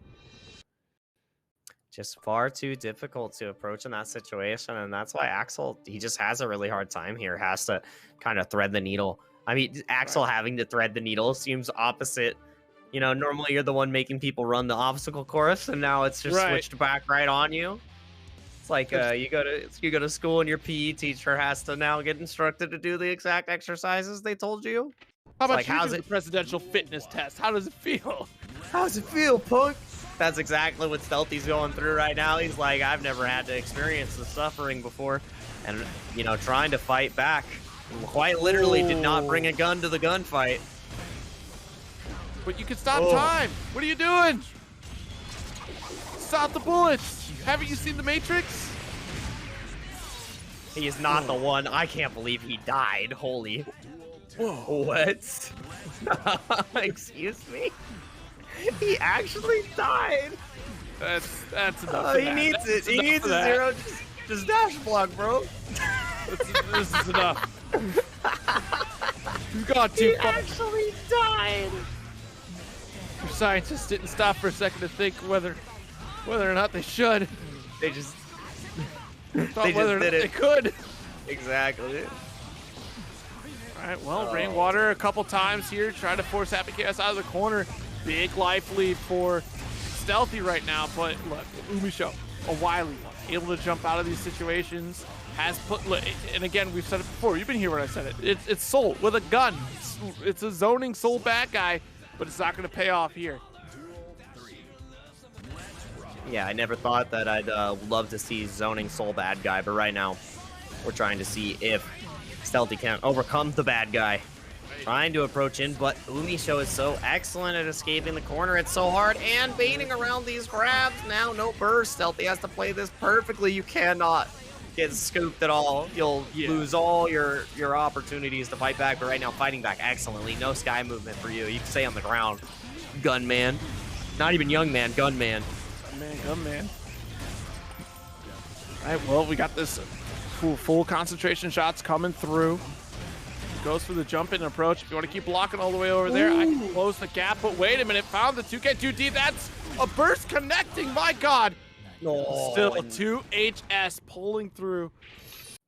Stealthy thread the needle right there. Yeah, Stealthy got it. Stealthy definitely was running the obstacle course there. Knew that Umisho, if Umisho was able to get another curse off with the bullet, then it was likely going to be the similar situation of running out of resources. But Stealthy called out the curse throw, knows that he has the range that other characters typically wouldn't, gets the punish. So now, one game on the board, fighting back against Umisho. Okay. And it's still a struggle each round here. Like, yeah, we had a couple rounds there with a significant life lead, but look how quickly that can turn around. Just one mistake, and already you're in just one of the worst situations you've ever been in. All right, tries to swap sides here, wants the middle ground here, so we have more room to run away if need be. Okay, nice block, but look at that. The roll-through mix-up. That's the cheap stuff right there. Gets the full reload into the concentration. You are just dead into the Deus Ex Machina. Didn't even need the super, but why not? Spend the gas, spend the cash, we have it. And again, set point to the favor of Umisho. Shot does connect through. We are cursed up. Okay, good tech. Cursed up on a Wednesday. Burst up on a Wednesday. Woo! It's Thursday. It's Thursday over here. Just want to point that out. Thursday morning. Thursday morning throwdowns for you. Wednesday night fights for me. And right now, these boys are fighting for their lives. Okay, PRC. Yo, the rainwater. Okay. Are we going to Bring game it back. 5? Are we going to game 5? Jake, you know you've been cursing people all day. How dare you speak that into the existence? I just want to say that game 5 is the WNF special, all right? Back in my day, we went to game 9, game 10. Oh. Every time at the end of the night, but Umisho says it's a new age of heroes. Let's try to close this out. And Stealthy says, I'm the Guilty Gear Zoomer, the Dragon Ball Boomer. It's time to battle. Worse. Jake is right, huh? You can't do this to me. You can't do this. But you know what? You can't play Duck Hunt against me here because Umisho is definitely the champion of Duck Hunt right now. Bouncing players left and right. Stealthy trying to call it out here. Maximum risk. Got the moral counter, but the burst. It's tough to hear the bullets drop on the ground every time. Oh, man. He sure did shoot that gun. He sure did. He shot that gun real good. The NES Zapper, you know, blasting away. He did. That's the Nerf blaster, and it's replica. That's Happy Chaos. Yeah, it's a tough matchup, especially like there are very few characters that can, you know, like I said at the top of this, it's very situational how you approach this matchup. You know, dash blocking is like the strong one, right? Everyone can do their dash block, but then there are some characters that are a little more successful. Like I said before, Geo, Leo are great picks on this matchup. Potemkin we've seen as a strong almost counter pick to this character. Just being able to armor up. Slide head is such a strong tool to knock down Happy Chaos, and you close that gap. And once you close the gap and just smother Happy Chaos with offense, there's nothing really Happy Chaos can do. No true reversal. Has to hold it. If your pressure is nice, especially in those corners, you're definitely going to be able to keep Happy Chaos locked down. And that's the catch for Stealthy here, is that so often we got in the corner, but we remained grounded. And that was a free jump out for Umisho several times in that set. Yeah, Umisho really utilizing the most of Stealthy staying grounded and being able to escape there. You know, it's hard as Axel because you typically want to be able to jump, but as soon as you put yourself in that floaty situation, you start to get punished. And we're going to get to see a couple of the greatest situations that we've had for this night so far for our fresh cut top 3 highlights. So make sure you give that a watch as we break those down once again and look at what's been great so far before we get into our top 4 for the night.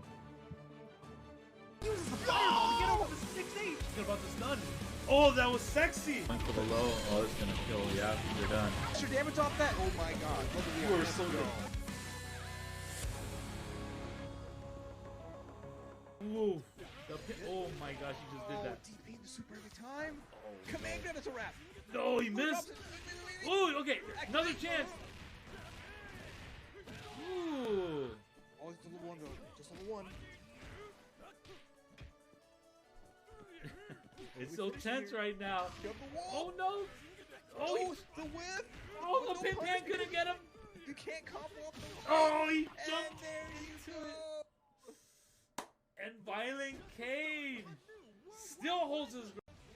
Yeah, it's definitely an interesting call, but you can see it's working out great there with the nice 5K, getting the clean wall break. Gonna see here into the Deus Ex Machina, get that reload, get that concentration buff, and oh my goodness, that killed.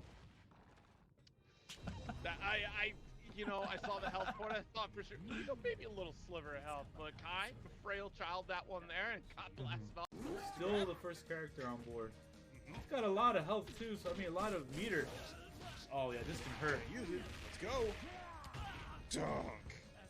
It's a huge start. I like it though. Just not spending more than just the EXs. Nice. Wake up, command him. All right, any connection, he should definitely spend the meter. Oh no! Oh wait a minute, had a chance, but it should be. Oh, I got him. Yeah, I Yes. got him. Oh. Use that level 3. End it now. You can take it. And there you have it. Congratulations to our winners for this week's Fresh Cut contest. You've all won a subscription to Level Up Live. So congratulations to you. Enjoy those emotes. Enjoy your time in the Twitchverse, spreading those around. And of course, if you want a shot at making the Fresh Cut highlights for next week, be sure to continue to make those clips and submit them for your chance to win a free subscription to Level Up Live's channel. And we'll announce them right here, just like we did in this very manner during our Weds Night Fights tournament. So keep up the good work out there with some hot highlights. Yeah, keep up the work with the great highlights, and we're going to keep up the work with the great Guilty Gear that we are continuing to watch. Our next match is actually going to be Red Ditto versus Bean. So likely going to be getting the Ram versus Chip matchup. I'm not exactly sure. I know that if Chip is able to knock down Ram, he can start to run away with it. But if he makes one mistake, just one mistake, I mean, that's the MO for every single Chip matchup, right? If Chip messes up once, you're probably going to die. But we really mean it when it comes to Ramathal. Like, really mean it. But yeah, and again, too, like, Bean's movement in general and just risk assessment is just absolutely out of this world, as far as just being able to kind of maneuver around the screen and bait out situations, play in ranges that they know will cause their opponents to overextend, and that's the opportunity that Bean looks to capitalize for.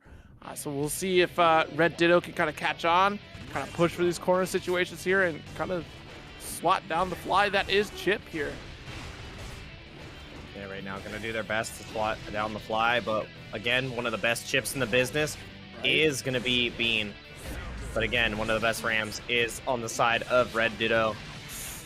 Constant enjoyer of Sajam in the chat there, and then showing up massively in tournaments as well. So Red Ditto, I'm glad to see them be successful.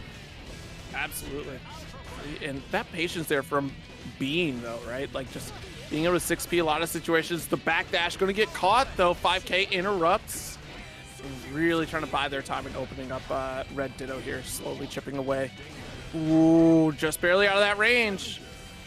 Yeah, but the big thing here is he's going to be running out of that positive tension bonus, barely gets out of the negative, and now with that, able to chase down and get the first round against Red Ditto. Good stuff to Bean.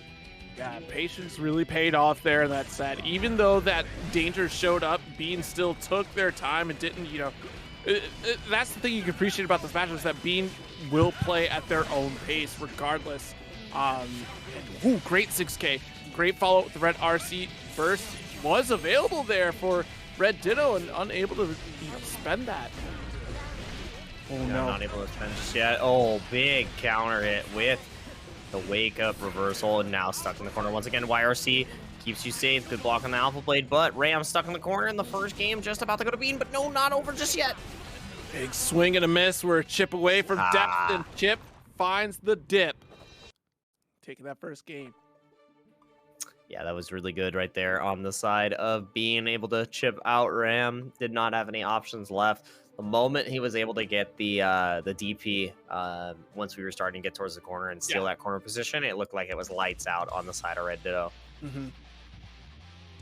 Yeah, and honestly, both really just well aware of the absolute problem that each other can be in this matchup too, because we see that full mid-screen respect. Obviously, like, Ramathal does control that mid-screen, but even Bean has those answers to get through it. We've seen some 6Ps to make that approach, and Red Ditto trying to interrupt with their fastest button being 5K, not overcommitting to anything too substantial unless they are at those safe mid-ranges.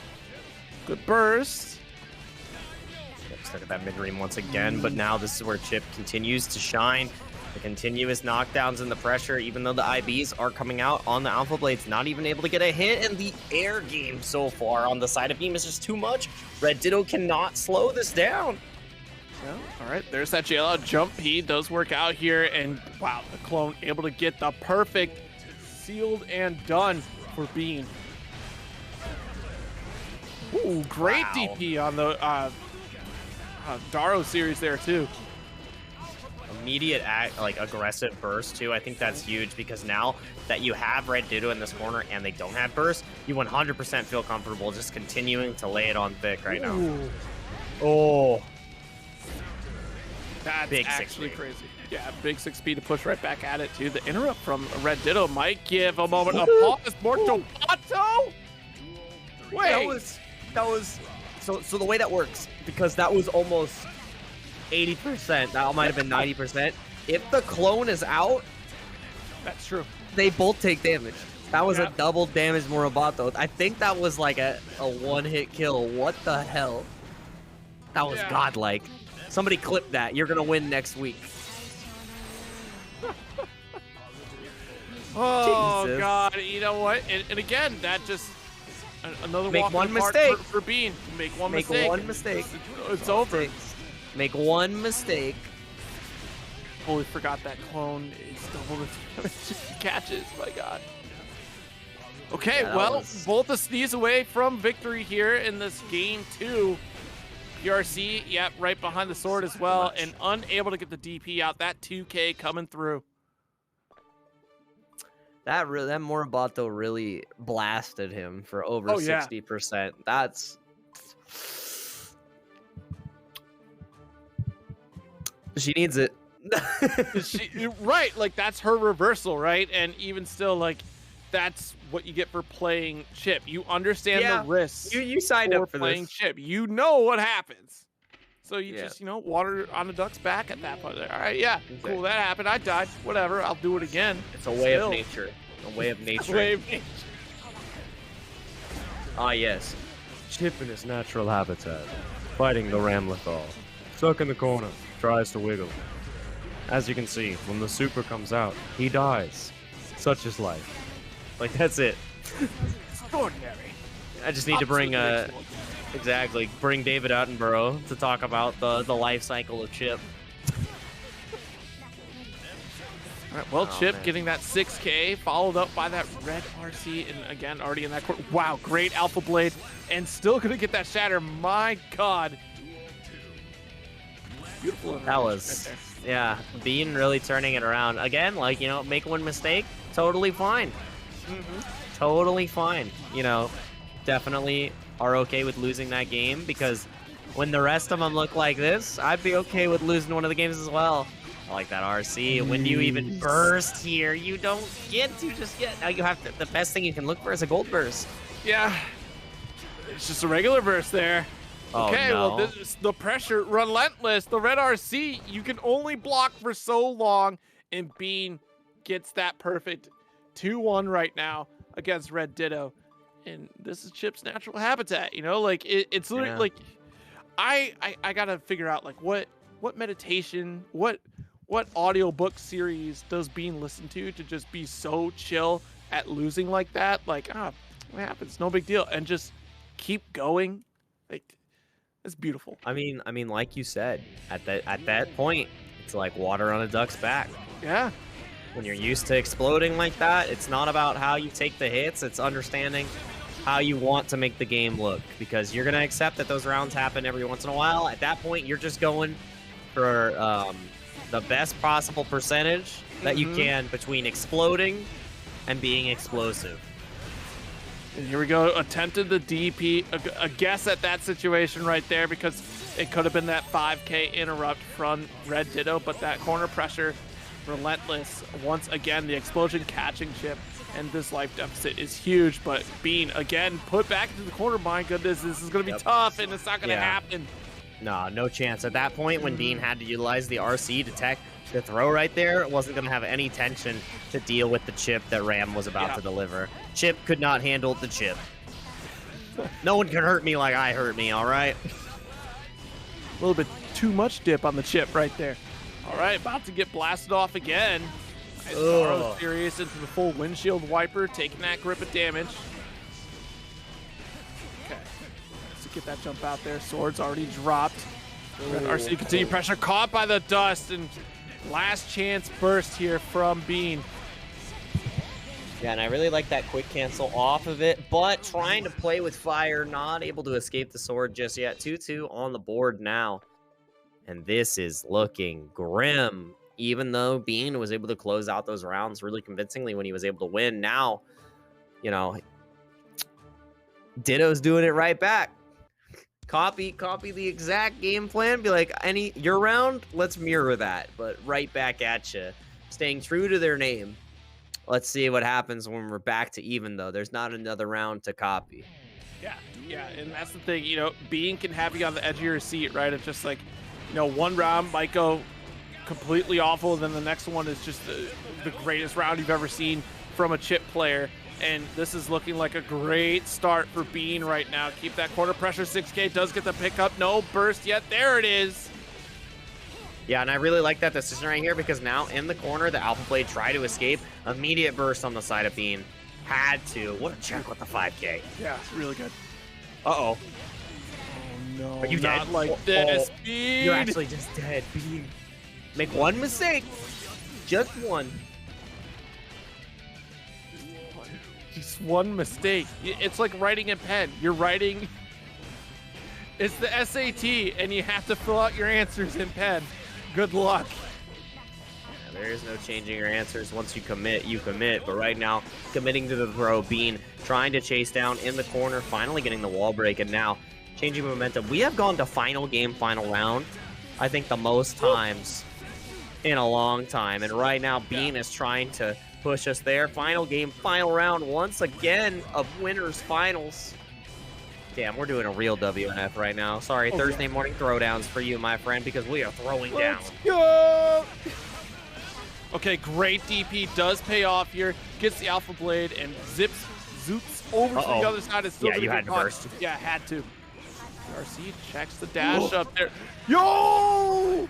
Gold burst gets called out. I mean, honestly, thanks to the clone that Bean No had way, already no said, way. it's a technical clone, and Bean is dead.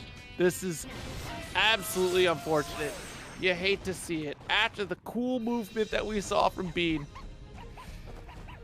That was actually sick, the way that Red Ditto was able to confirm that. It was a triple juggle with 5K into the sword. The awareness to be like, wait, instead of mashing. Like, the fact that they had that confirmed, that was kind of nasty. Because you had to actively, like, react in that moment. You're like, I need exactly 35Ks here. Like, what? Sorry, because that was really awkward. That was like an awkward confirm. Yeah. I was like, oh, there's no way it's over. Just kidding. Red Ditto, one of the best in the business, showed us why it's over. Now sitting in the grand final side, winner side right there with a 3-2 over Bean. What a set. Yeah, absolutely. Just what can you say about that interaction in general? Just the recognition, like you said, on that 5K alone.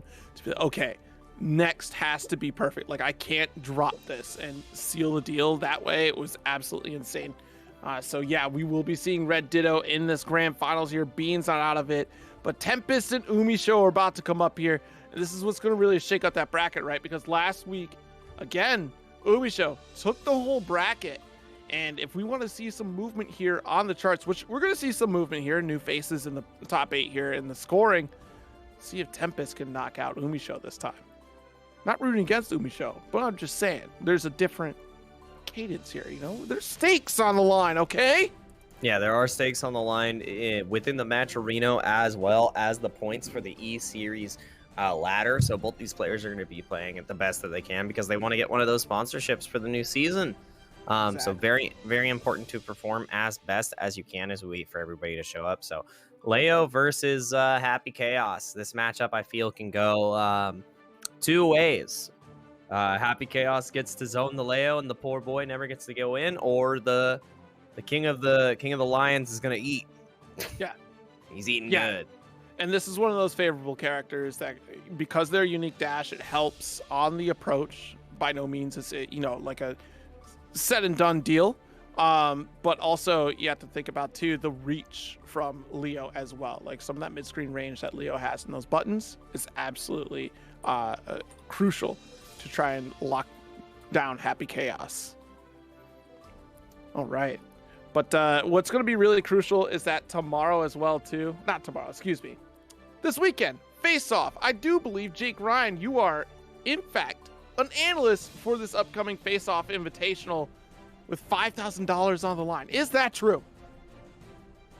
Yeah, it's going to be a super fun event to break down and analyze, see which player is going to be coming out on top. There are tool pools that we're going to be breaking down.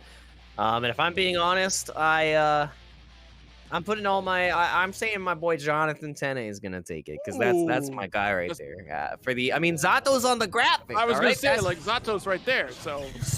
Spoiler alert, I have the script. Oh my god. It was already recorded. Who knew?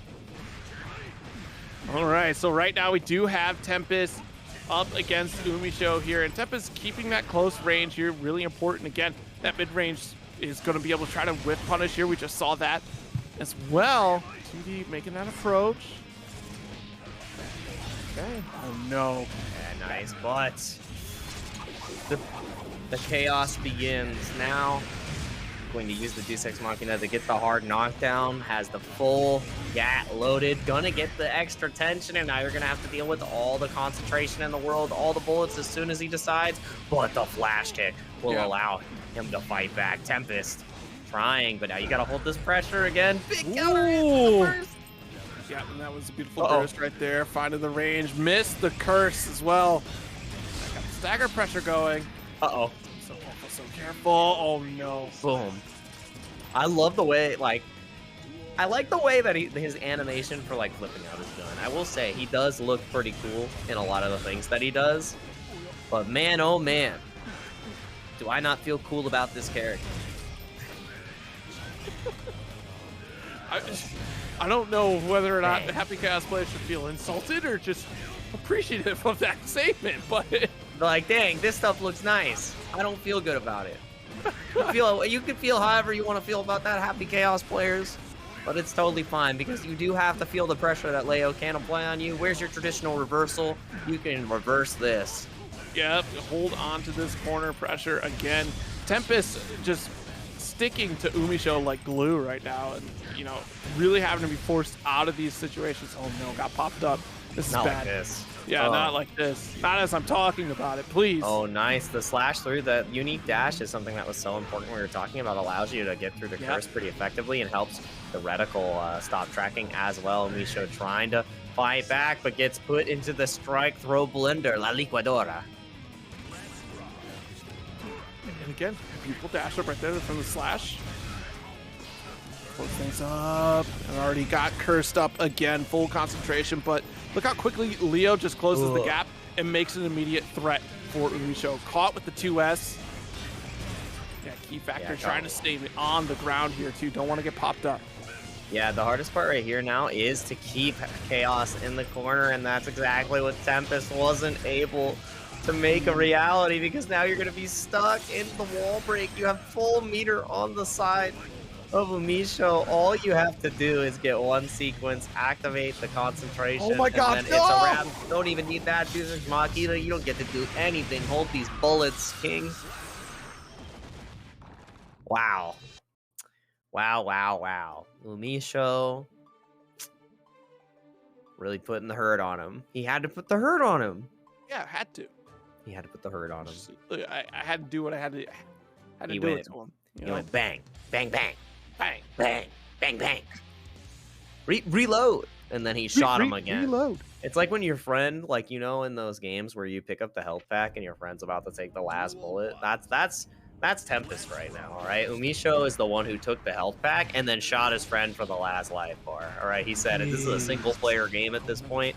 I don't want you to be interacting. Right now, trying to interact appropriately. Tempest fighting back, but again, the escape from the corner has been so consistent on the side of Umisho. The curse is available now, but the tick throws are powerful on the side of Tempest. Just mixturize him. Yeah, slide on through the overhead again, and it's guess high-low every time the dust connects. We got the turbulence kill. And that's a really strong aggressive start right there too, and you have to play like that. If you're gonna play Leo or even Giovanna, for example, in this matchup, that's exactly how you play. You get that mixed potential or just the pressure in Giovanna's case, but Leo having that extra layer of high-low mix, left-right mix on top of it, it's absolutely important to maintain that close range to mid-range opportunity for Leo here. And already got the cross up and great block from Umisho. Yeah, really dealing with it well, but Tempest dealing with it better. It doesn't matter how well you can block when you were getting mauled. All right, you're still sustaining injuries, and now we got a 1-1 on the board. Tempest just throwing the whole book at Umisho, saying, I know how to handle this gunslinger, Oh, all yeah. right? Yeah, this is definitely one of the key characters that can definitely handle this matchup, and it's closing the gap via dash blocking and just with your unique movements that you do have as Leo. There's just so many options on the table for you to try to contend with this character. Yeah, you know, I'm quite literally getting convinced to pick up Leo during this set. This is giving me newfound joy in approaching this character that we're seeing on the right here, and we're gonna see if Umisho is able to show why the character is still a demon in its own right. The gun is loaded, the curse has been set, and what a terrible night to have a curse. Oh, okay, got the knock. Nice, opened up once again, pressed into the corner. A couple 2Ds, just avoiding curses at that, and the jump out, but still able to block. Tempest is excellent on defense right now. Full concentration, gonna have to hold the pressure for a little bit.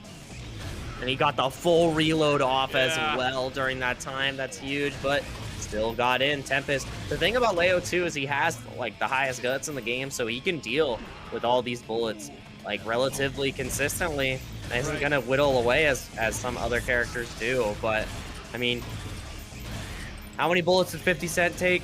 I don't know if Leo can handle that many. Is it like 9 to the face or something like that? I don't know, but definitely. No, it was like 9. Happy chaos. Leo is a stronger man. I'm not gonna lie. That is very true.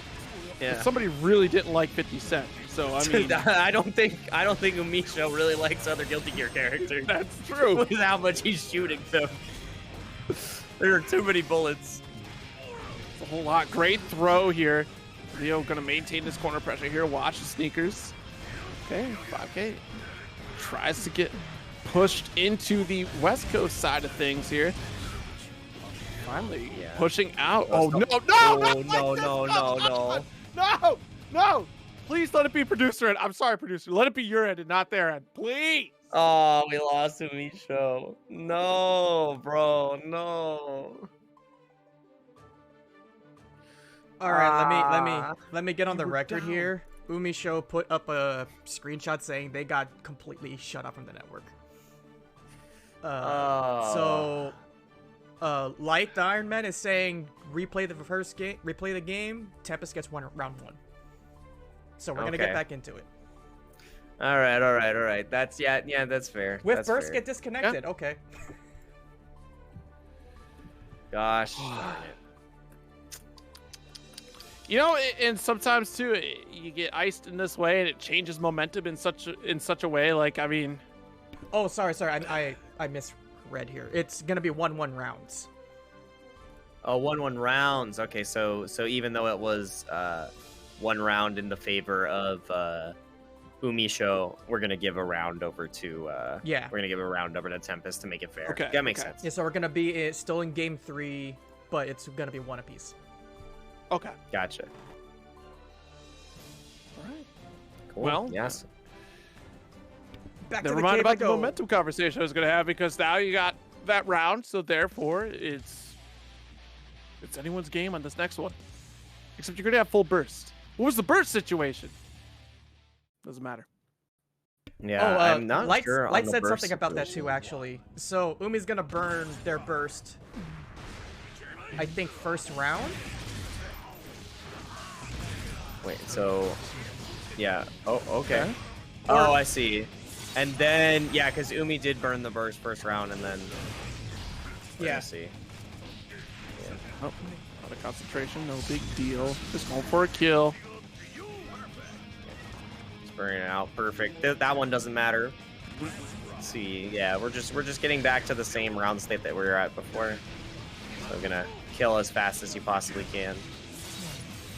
Which is going to be an interesting factor too, because the damage you take builds up burst. But look, we're working with what we got here.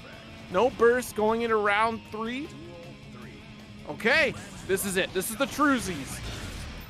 And immediately Umisho picks it up And it doesn't look very much different than the round that he took when Tempest wasn't playing, but Tempest able to fight back. Oh, great throw. Overhead, able to get that carry to the corner. Turbulence gets that back turn. Was expecting a shatter and unfortunately wasn't able to get it. And wow, way to return in favor to push right back into the corner, but the jump out from Umisho does connect. KTD. Yeah, and the big thing about Umisho right here is he does not have a lot of bullets, even though the concentration is available. So not having that available is going to be huge. And now Tempest getting the 2-1 lead over Umisho. Really just smothering Happy Chaos at the moment. And that's the key factor to victory right there for Tempest in that last round, was literally every time Umisho tried to back away to regain resources. I already took away those resources. You spend them, you don't get them back for free. And the chase was real for Tempest there. I slipped on my chair just now. I was trying to push myself up. I couldn't keep myself composed. Too many bullets. Got shot out from Happy Chaos. I'm getting caught. No. That's collateral damage, but no collateral damage to be seen here. As we continue to move through this match, Tempest continuing to dash block. One of the characters that works for your tried and true strategy of, just dash block the bullets, because right now that's exactly what is needed to be done. What a backdash. Yeah, and even just blocking as well, too. Tempest is really successful with a lot of those, and unfortunately going to get caught. Pop shots into the sky. Lots of ground to cover, and Umisho has all the resources here. Got that shatter and gets the kill. Bang, bang, bang, bang, bang. Okay, nice dash up once again. You gotta guess, left, right. Beautiful setup here from Tempest. The overhead connects once again, and the cross up. Oh my god. You were getting mixturized, and you are dead. Pulverized. One more game to go for Tempest to win the set. Perfect to set the tone. Burst available both sides. Who's going to take this? Screen once again, but look at these dash blocks. Oh my god. For a real deep flash kick, unfortunately. Now you're stuck under this pressure still. The clone is there. Can't really dash forward. You just have to hold all of this. Oh, man. Oh, no. Oh, yeah. It has to. Oh, it got called out. The nice burst. Okay, yeah. Oh, that's so hard for Tempest to try to overcome right there. And that's the part where Happy Chaos just becomes so oppressive. Once you get that full screen and you already have the concentration super activated, it's just... It feels like a checkmate, even though Tempest had about 50% health. Like, the fact that you can checkmate at that point is ridiculous. Yeah, it's definitely...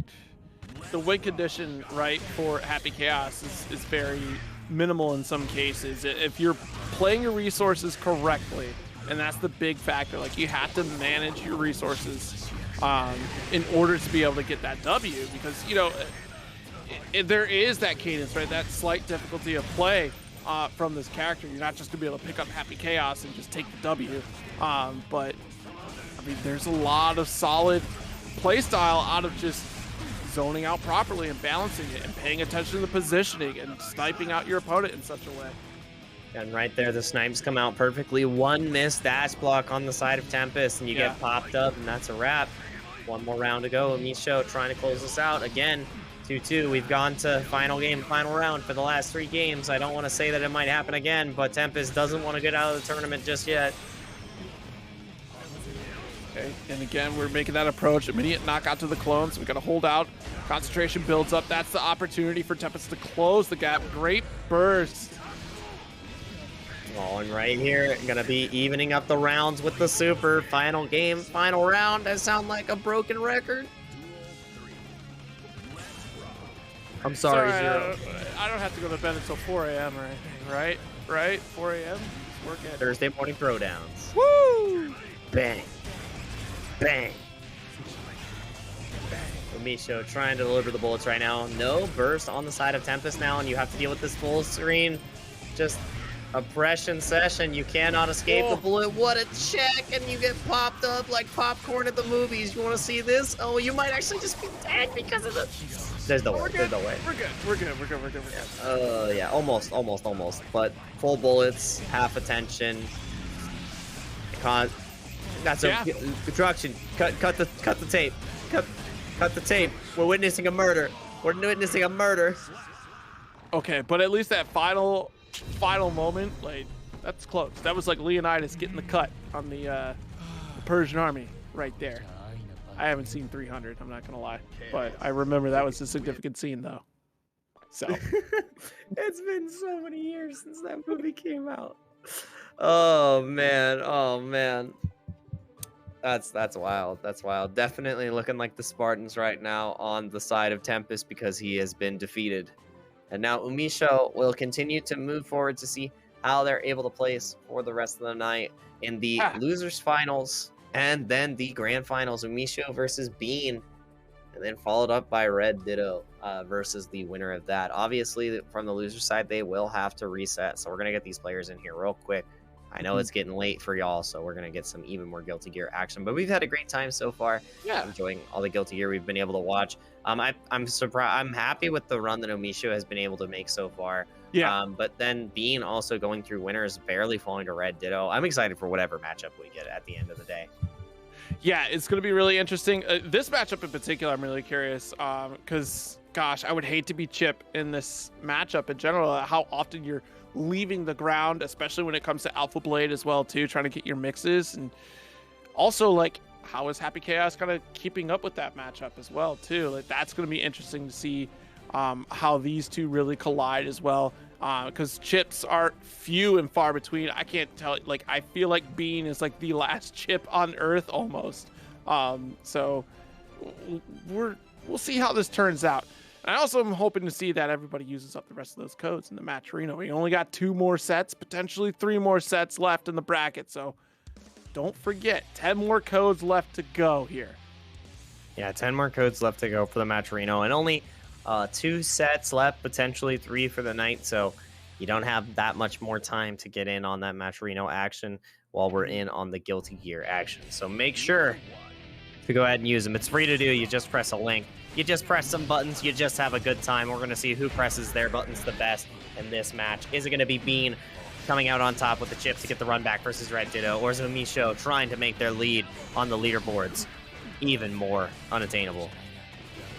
And just like that, I mean, unswayed, uncursed even, just Chip too fast, chasing down the backdash with 5Ks here. There's no escape until the counter hit comes up, but immediate offensive burst. Bean does not want to lose any distance in this match. Ooh! Great air throw. Yeah, wonderful air throw right there. As you can see, Curse is still up right there. What a great check on the side of Umisho.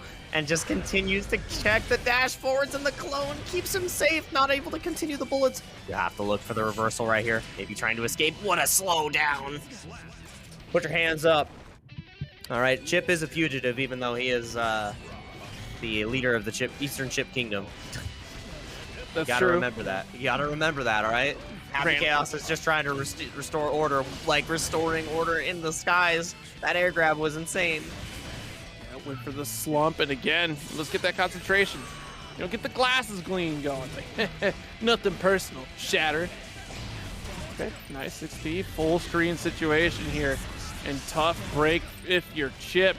I mean, you may be one of the fastest characters in this game, but bullets are even faster. Calls out the burst, the full knee for you. Yeah, wow. Such a very man, this game can get quite volatile sometimes. That's one of the wonderful things about Guilty Gear when we are diving into everything. Umisho.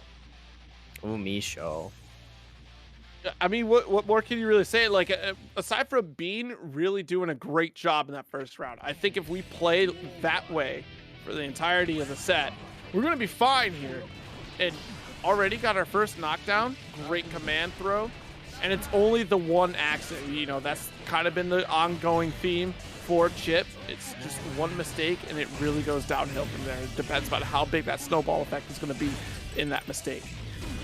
Yeah, exactly. And one of the things about Chip is, like, yes, his ground movement is incredibly strong. but he doesn't get to utilize the air movement that he typically would like to as much, because sometimes it's hard for characters to reach with their normals. Yep. My bullets can reach anywhere. I just gotta lock on with the reticle, and now the Deus Ex Machina is gonna do huge damage. Actually gonna kill because Chip is just such a low health target. Oh no. Bean! Our hero Bean is in trouble. Our hero Bean is definitely in trouble right now, as Umisho is shooting his way to the top. What a counter, and he baits the burst. Oh no, 0. There's no way he's dead. There's no way this does enough damage, please. Okay, thank God. I was gonna say I wouldn't be surprised if it killed, but it didn't. Got the feed. All right, well, hope and a prayer here for Bean right now. Nice pickup, got the alpha, but not the shatter. Tries to get the mix once again.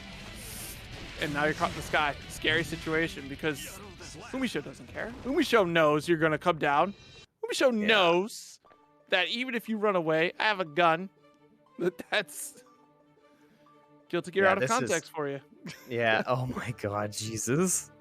But yeah, right now Umisho is showing us why they are in the top of the leaderboards at the moment. Showing that they are trying to get to Red Ditto as quickly as possible to gain even more points. And Bean looks a little lost in the sauce right now. I mean, it's all that effort, too. It's just so gut-wrenching. Because, like, look at this movement that Bean is putting through, and is still, it's death by 1,000 cuts. That's, the game plan for Chip in general. And it's just... somehow, some way, Umisho finds the way out, finds that gap, and the damage is just devastating. Goes for slump, tries to DP out, and of course Umisho blocks it and goes for the kill. You telling me he locked it and glocked it? Right there? That's exactly what I saw. Now trying to lock in his position on the grand finals loser side of the bracket. One interaction, 50% of the health already done on the side of Bean, and not able to get the hit right there, but burst is available, so Umisho shouldn't be under too much distress unless Bean is able to get even more knockdowns. And as I say that, I have summoned our next final game, final ground potentiality as Bean is fighting back. Okay, got the jump P shatter there, not significant damage, but I mean, hey, we got the life lead. You said it's good dash blocks with the accident. Mistakes were made. Oh, out of concentration. This is the opportunity that Bean needs. Should be able to close it out, but the burst. Oh, you might actually just get chipped out here. He might go for the concentration super. You're not going to be able to get through. You have to be able to FD all of this, and no, you make one mistake. One mistake, and that's a wrap, Umisho. From hero to zero. No, not to me. Not to me. You're not allowed to come over here. You stay where you are, Bean. That's fine. But no, it was a great set. All jokes aside, and gosh, it's so tragic too. That was the moment for Bean to make that comeback. No concentration, just a matter of timing, and it's the gamble that you play, the mind game on top of it. Burst was in the back pocket there for Umisho, and it's whether or not Umisho was going to use that burst in that round. Yeah, and he used the burst at the perfect moment. Bean did wait a second to see if he would be able to bait it out there, but saved it for just the right time. And as soon as he was back to full screen, it was lights out. There wasn't really a way for him to get in with the concentration super. And now Umisho is going to be concentrating on trying to reset this grand finals bracket. Red Ditto versus Umisho. Ram versus Happy Chaos. I feel like Ram can actually do pretty good in this matchup, but I feel like it's similar to what we've been seeing for the entire night. If we're not able to smother the Happy Chaos will smother all of the opposition. Yeah, definitely. You couldn't have said it better. Like, in the other case too, like for Ramlethal in particular, a great tool is even just being able to throw sword PRC, but that's such a big resource to try to do it. Challenging in mid-screen, again, very similar to what Leo is capable of doing. It's definitely going to be a big call. Here's the point breakdown as it stands right now. This is it. This is what it looks like. Umisho is either going to be at 80 points or 90 points. Same thing for Red Ditto. Just depends upon the results of this one here. Bean we do have in third place right now, sitting at 35 points. So congrats to Bean, sharing the 10th spot, Symbolist, Breaker Dave, Adventure, of course. I mean, look at this movement here, even. Stealthy sitting in 5th right now, too. So great breakdown and a big shakeup so far for our qualifiers for Series E. Plenty of different names and still more qualifying events to come. Yeah, excited to see how the rest of the leaderboards does shake up, especially with the names that we've seen, familiar and unfamiliar. And, you know, even more names can be put on this board, so it's going to be great because we want to see all these names show up, hopefully to get those spots for the sponsorships at the end of the season. So that's exactly what these players are going to be fighting for. Yes. And we got to be on the lookout for, especially, I saw the name right there, Dawn, going to be on the up and up after winning Texas Showdown themselves. Going to be really excited to see how they shape up on the bracket, and even more from these players as we get into more offline tournaments as well, such as Combo Breaker and CEO. Can I jump in real quick? I did a Go small ahead. Math error on that leaderboard. Umisho is going to have 90 or 100, depending on how they finish. Oh, okay. Okay. Got it. Yeah, if Red Ditto wins, Umisho and Red Ditto will be tied for the leaderboard. I see. I see. Okay. Yeah, that's true. Yeah, wow. Okay, so here we go. Grand Finals. Red Ditto on winner's side. Umisho losers. And Yeah, a already lot on look the like line. a real bad start.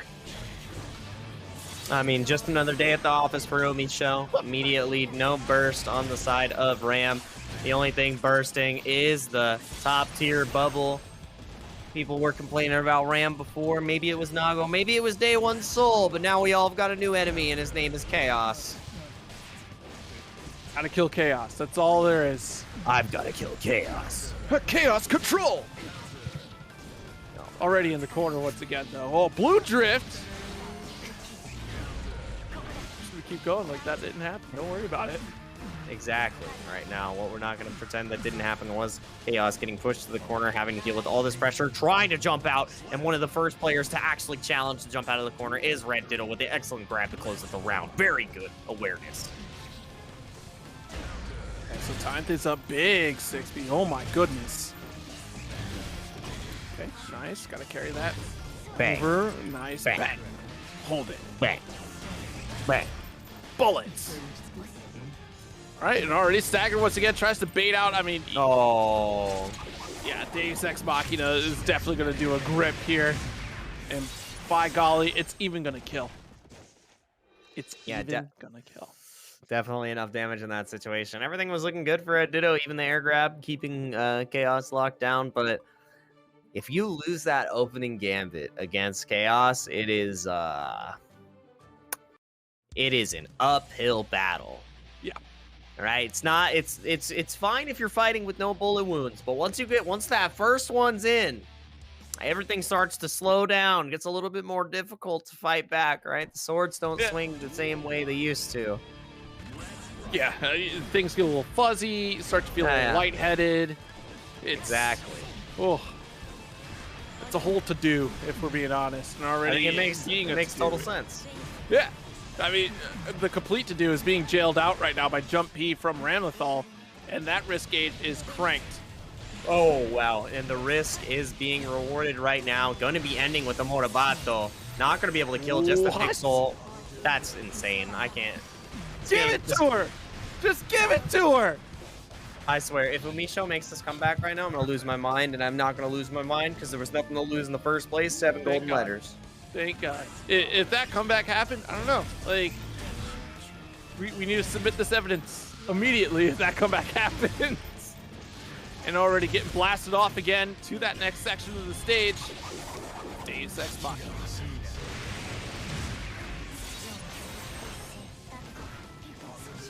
Shattered up, positive bonus here. Umisho. Oh, what a block. Wow. And the grab on the roll right now.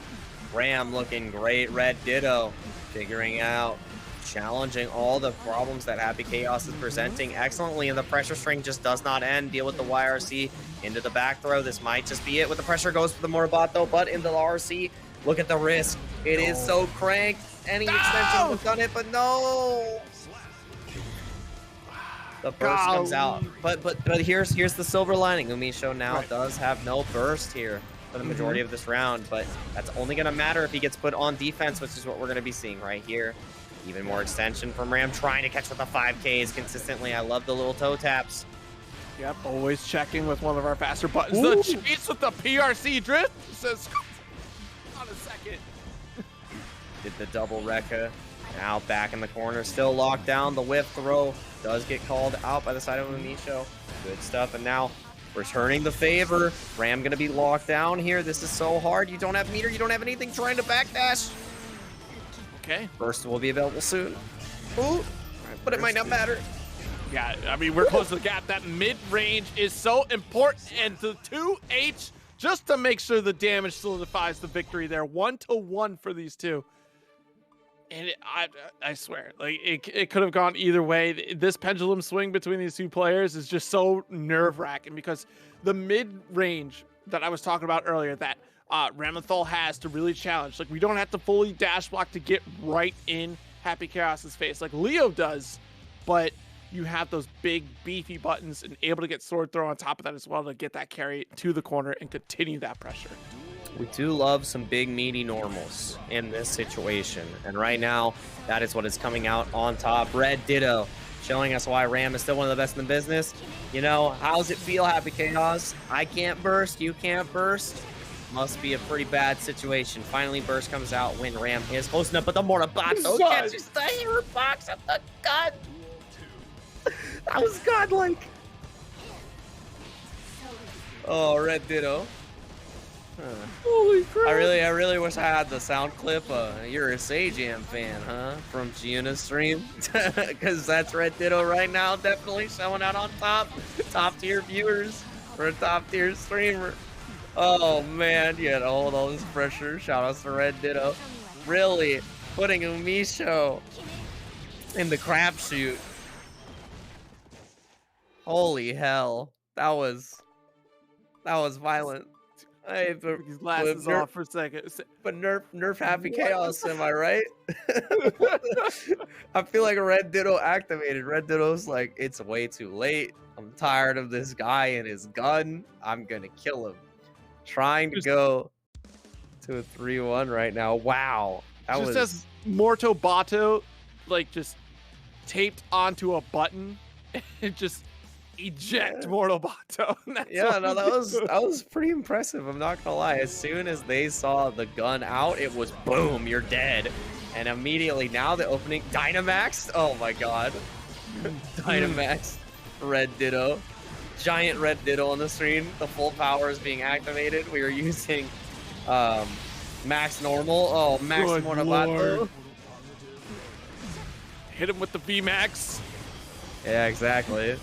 Here it comes. I'm about to add in, you know, some of the Alolan moves. The Z moves are coming out too while we're at it. Double sword special, double trouble, and double Mortabato. Misses Roboto, trying to get the job done right now.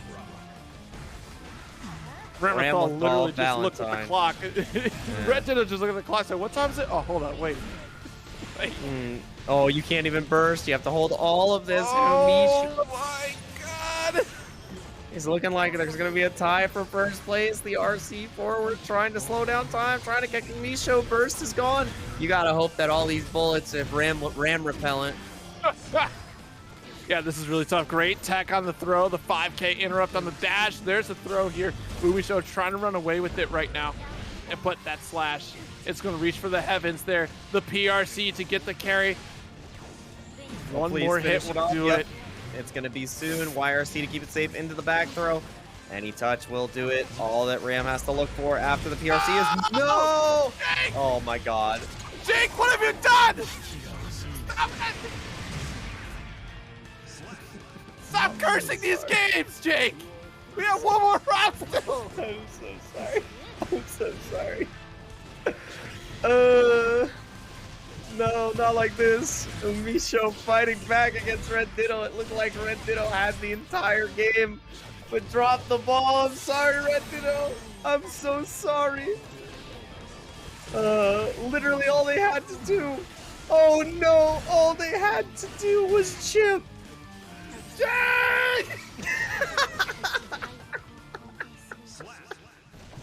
We're going to final game of the set. More, Jake! What was it? You take fourth and then you just, what is this? I'm sorry. I'm so sorry. You truly were the heel. The whole time, Jake Ryan's been the heel. We caught it live once again. I said, yeah, guys, congratulations. The tournament's over. Psych. No. Okay, we're going into potential final game before a reset. Zero might lose his mind in a few minutes. And oh no, not like this. Oh man. This is all my fault. You owe Red Ditto an apology if this goes on anymore. Chat, remember what I said earlier. At Jake Ryan. Stop commentating on Wi-Fi. Also, stop cursing players. Add that to the addendum to the tweet.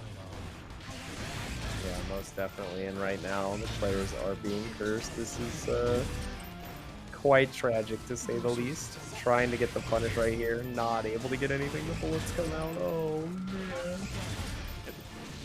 He's dead. Where he go? That's a reset. It's a reset. I'm sorry, Red Ditto. I'm sorry. Everything was going swimmingly for Red Ditto, and then all of a sudden, wild Jake Ryan shows up. It'd be crazy if Umisho made this comeback, huh? But, you know, good on Umisho for making that comeback, right? I mean, just being able to pull it off. It's almost 3 a.m. I'm sorry. I'm so sorry. I'm gonna blame Red Ditto.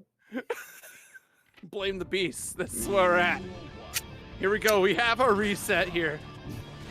Red Ditto's But now instead of reflecting on himself, Zero blamed Jake Ryan. Heaven or hell, let's rock. Purple RC maintaining that control. Risk gauge is mad cranked, looking for that mortal counter. Man, I mean, Red Ditto, you just had to do this last round.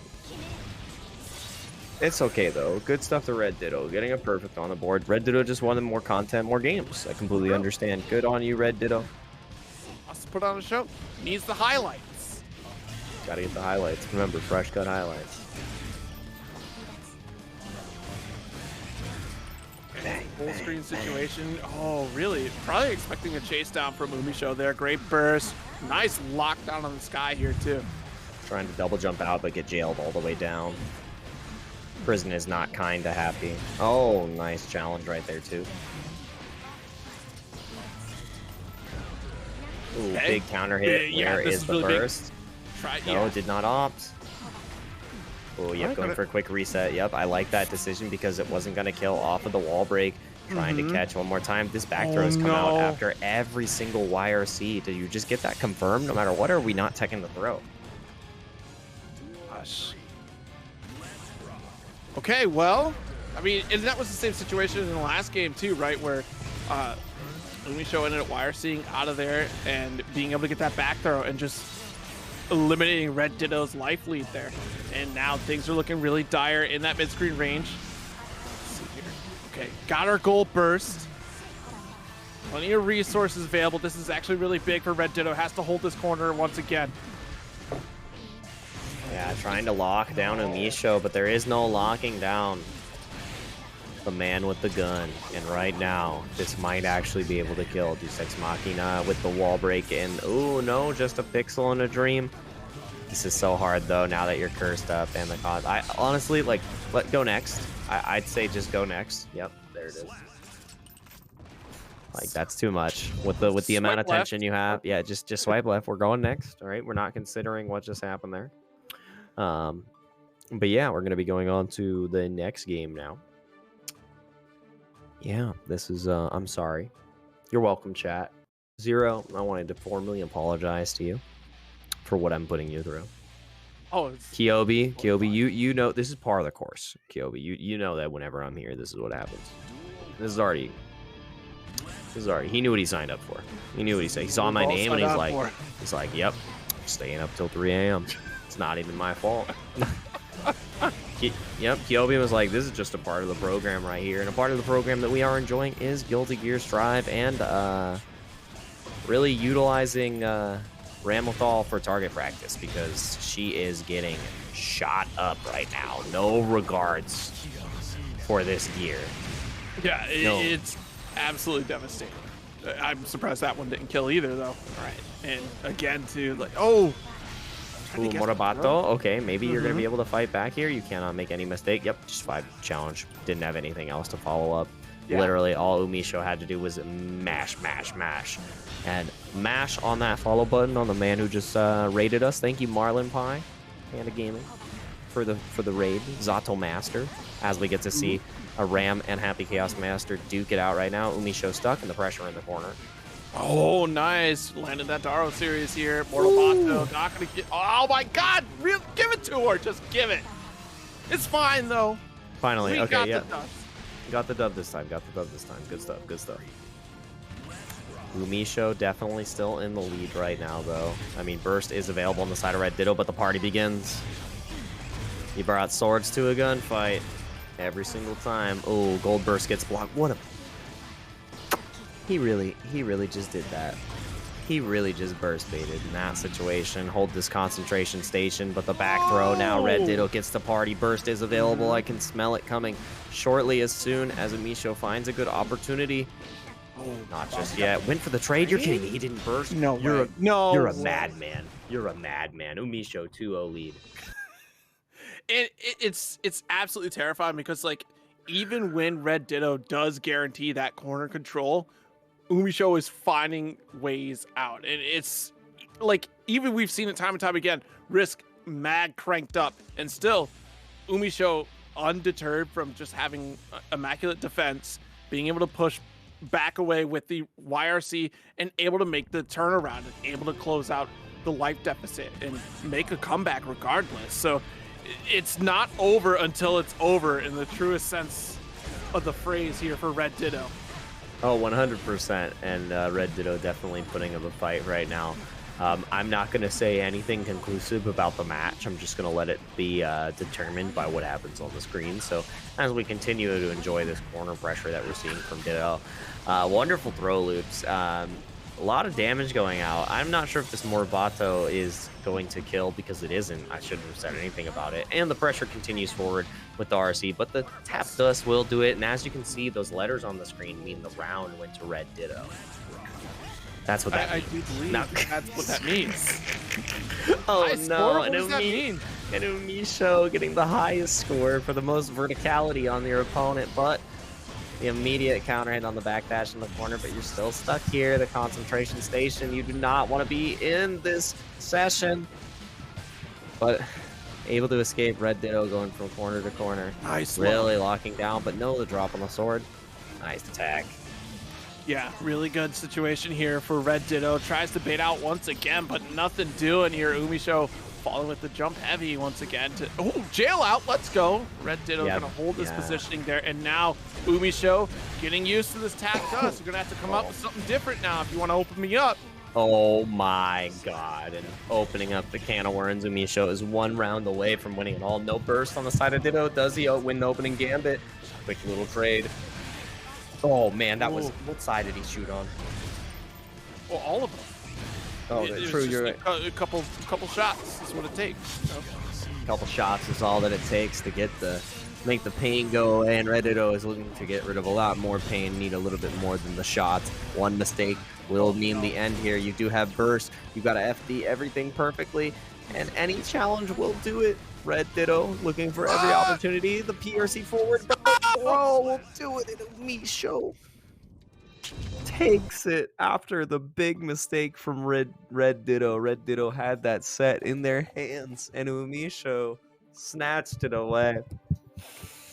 So congratulations to Umisho for our event today. Very good run from them going to losers and just completely making the run. If we could show that top 8 bracket one more time just to talk about it before we do finish for the day. It is late for Zero, but I want to give everybody a quick little overview before we touch base on everything. Mr. Stream Man, Mr. Fathership, there it is. Boom. Quick little reset right there. Can't see those numbers, but we do know that it went in a 2-3 fashion, and then 3-0. So once we got the reset, Umisho just ran away with it.